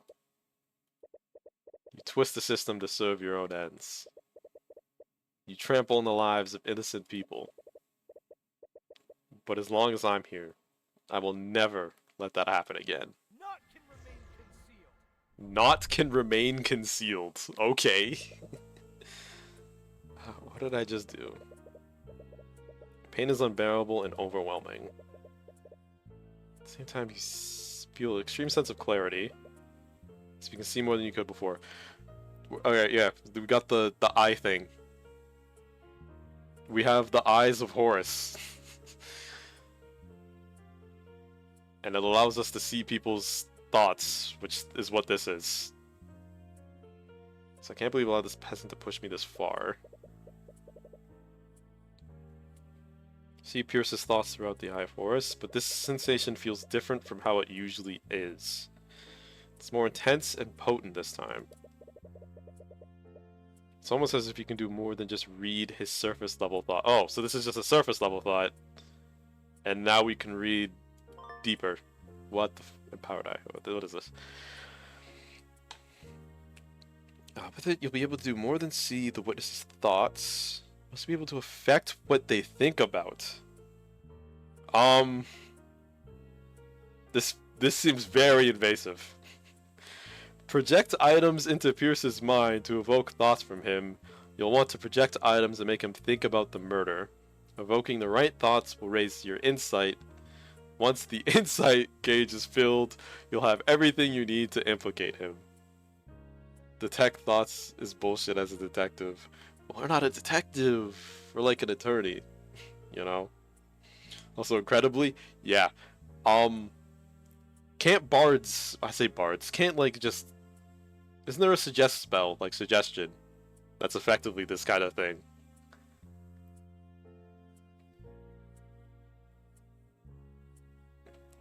Yeah. Now, granted, I don't need to do this, because I have hypnosis. And I can crawl into your dreams. So, just give me a minute and let me hypnotize you, and then I can start asking you some questions. Suggestion, detect thoughts. Gotcha. Alright, well, here's what we can work with. See, here's the thing. What's up? As I try to figure out what to project into this guy's mind. Make him think about the murder.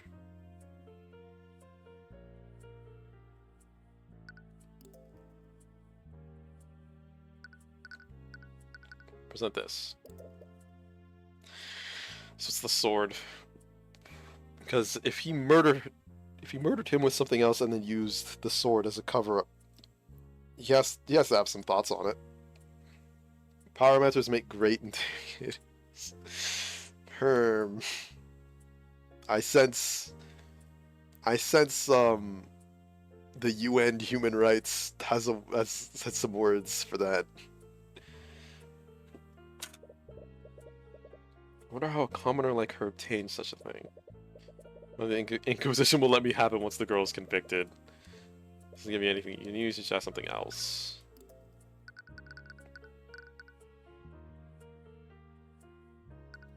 Stuff that makes him think about the murder. It's like, I mean, the bottle was on the scene. And if right, then he used alcohol to fucking stab a man. Scene of the crime, that too? Oh, right. Yeah, hold on. No, that image is still lingering in my mind. Because this music to have such an effect on me. Anything that you can use, just something else. Okay. I think bottle, because like there's spells. I can try spells afterwards, but we'll try bottle. How do I think of such a thing? Damn, it's not that. Not even the bottle. His spell compendium, because he used spells and then we'll go into spells. I really have an affinity for water magic, don't I? Should really learn some new spell formulas. Maybe if it's the academy is in order. Oh, okay. We'll try Shape Liquid, because that's like the one. Through all the trouble I went to, I can't believe the lawyer figured out that's the spell I used. Well, no matter. As long as if there's any evidence to prove that I used it. I'm lucky that old fool had that bottle of water with him.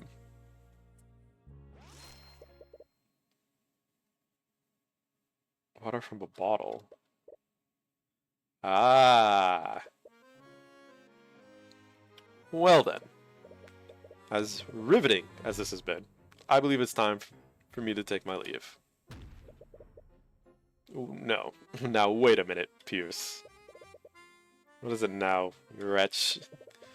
I'll say it as many times as you need to hear. There is no evidence of a liquefied weapon at the crime scene.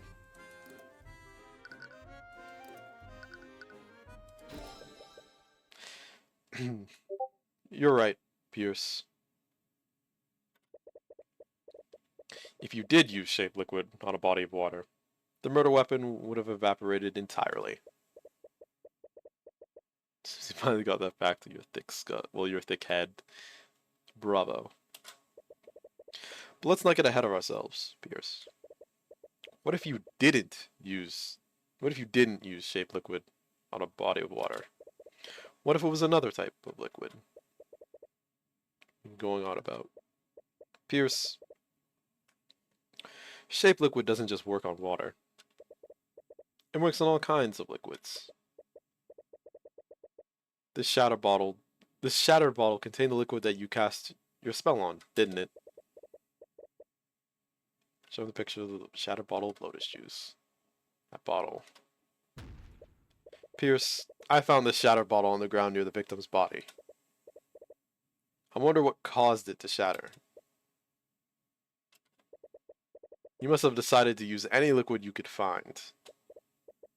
Luckily for you, the victim was holding the perfect quantity of liquid in his hands.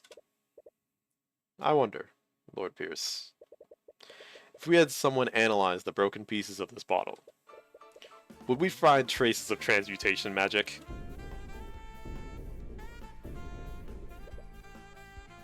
You little... That still proves nothing. None of the traces of magic on the shattered bottle. Still don't have a murder weapon. I wasn't finished, Pierce. You see, the liquid contained in this bottle wasn't water. It was so... Oh, well, I thought it was alcohol. The 1,000-yard stare on the judge. His stare, it freaks me out. When he's just his eyes are so round and clear, and they just look forward. It's haunting, yeah. So, what difference does it make? A blade of ice made out of water would have evaporated entirely. But a blade of ice made out of soda would leave a puddle of dried residue. Oh, can't be. I'd wonder why there was such a circular trace of magic under the body. If we check the outline of that trace, I bet we find a dried puddle of soda residue. That would prove that you used your magic on that soda. There's your murder weapon, Pierce. And that's checkmate. Also would leave sugar in the wound. Also, yeah.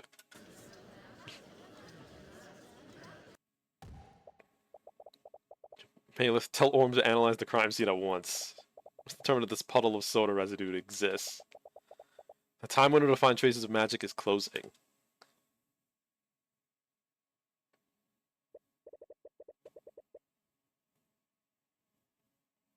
How do we team search the crime scene for that soda puddle?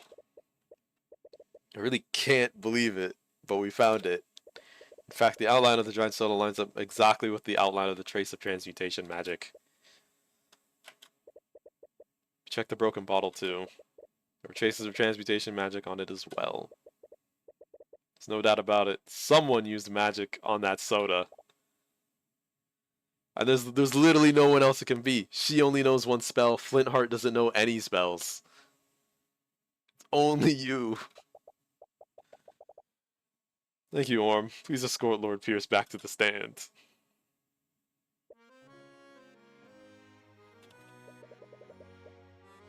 What do you have to say to for yourself, Pierce? What do you think you've accomplished here today? You honestly think you can indict me? I'm an aristocrat from the highest echelons of our society. That fool of a man was an insurgent. Yeah, there it is. He was a threat to society, and I did my civic duty by removing him. Objection!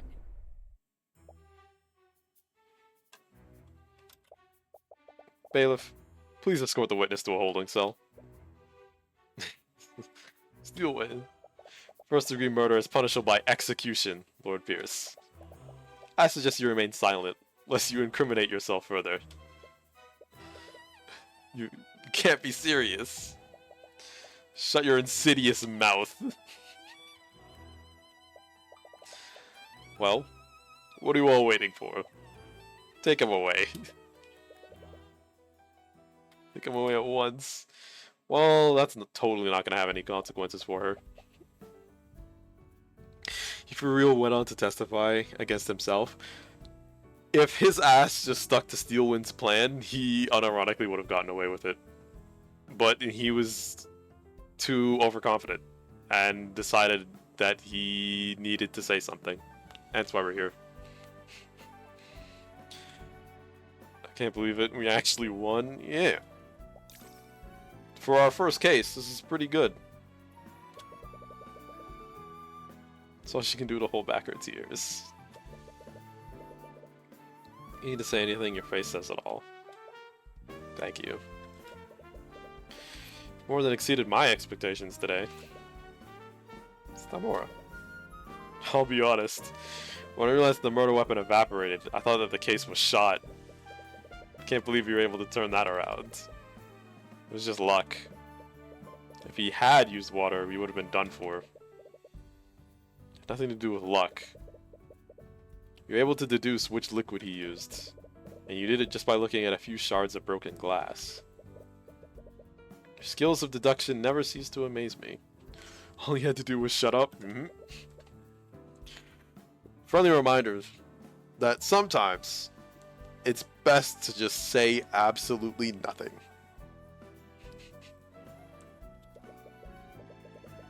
So that's there, you can't exactly tell her about your new ability. So this is new. The whole empowered eye thing. You all are quite lively.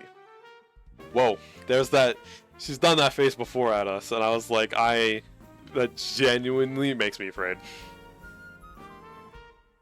Genuinely makes me scared.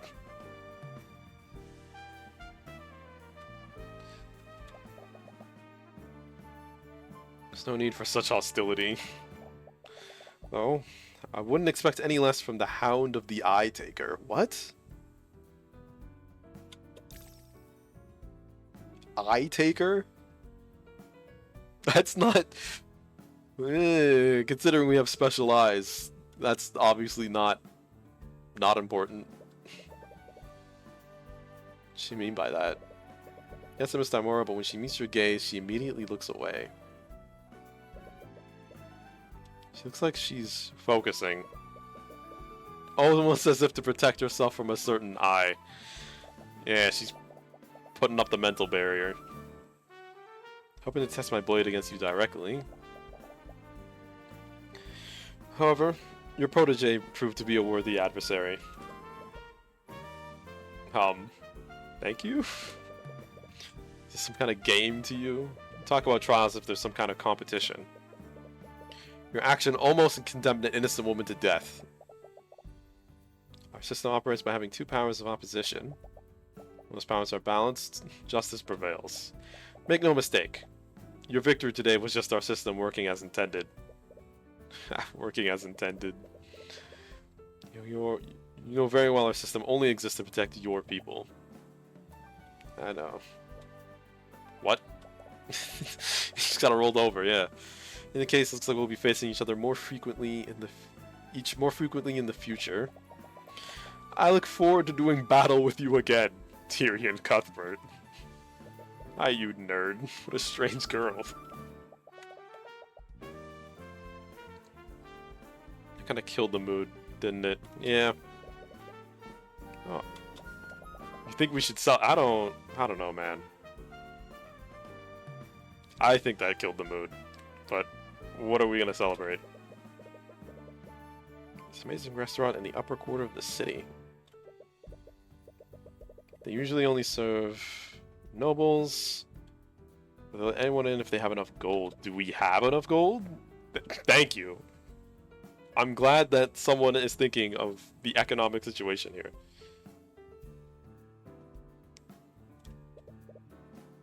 Of course we do.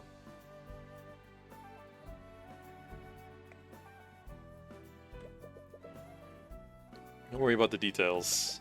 I'll handle everything. Sweet. Just how much money does Miss Timora make?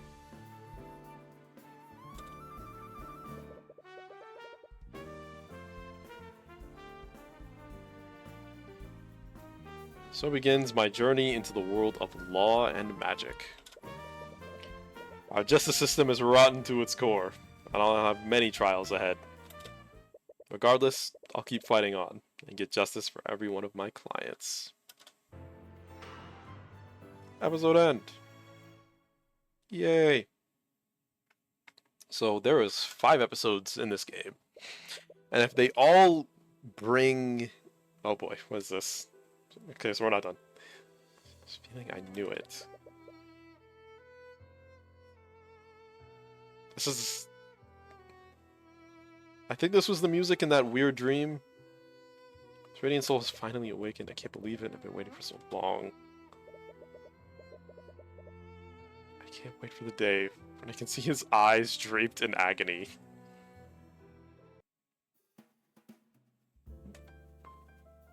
Cool. Don't... Oh, that's about... I think it was like that woman in the dream from before, but eh. Alright, as I was saying, I think there's 5 games, or 5 cases.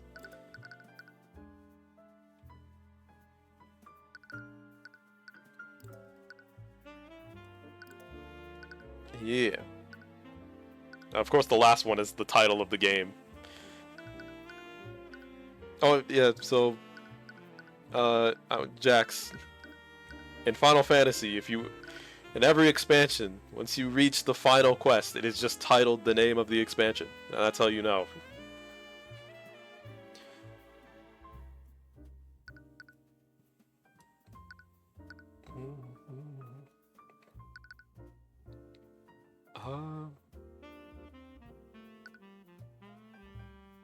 Walking Dead. Origins for Sabotage Turning King. Okay. So let me just do that. Alright. And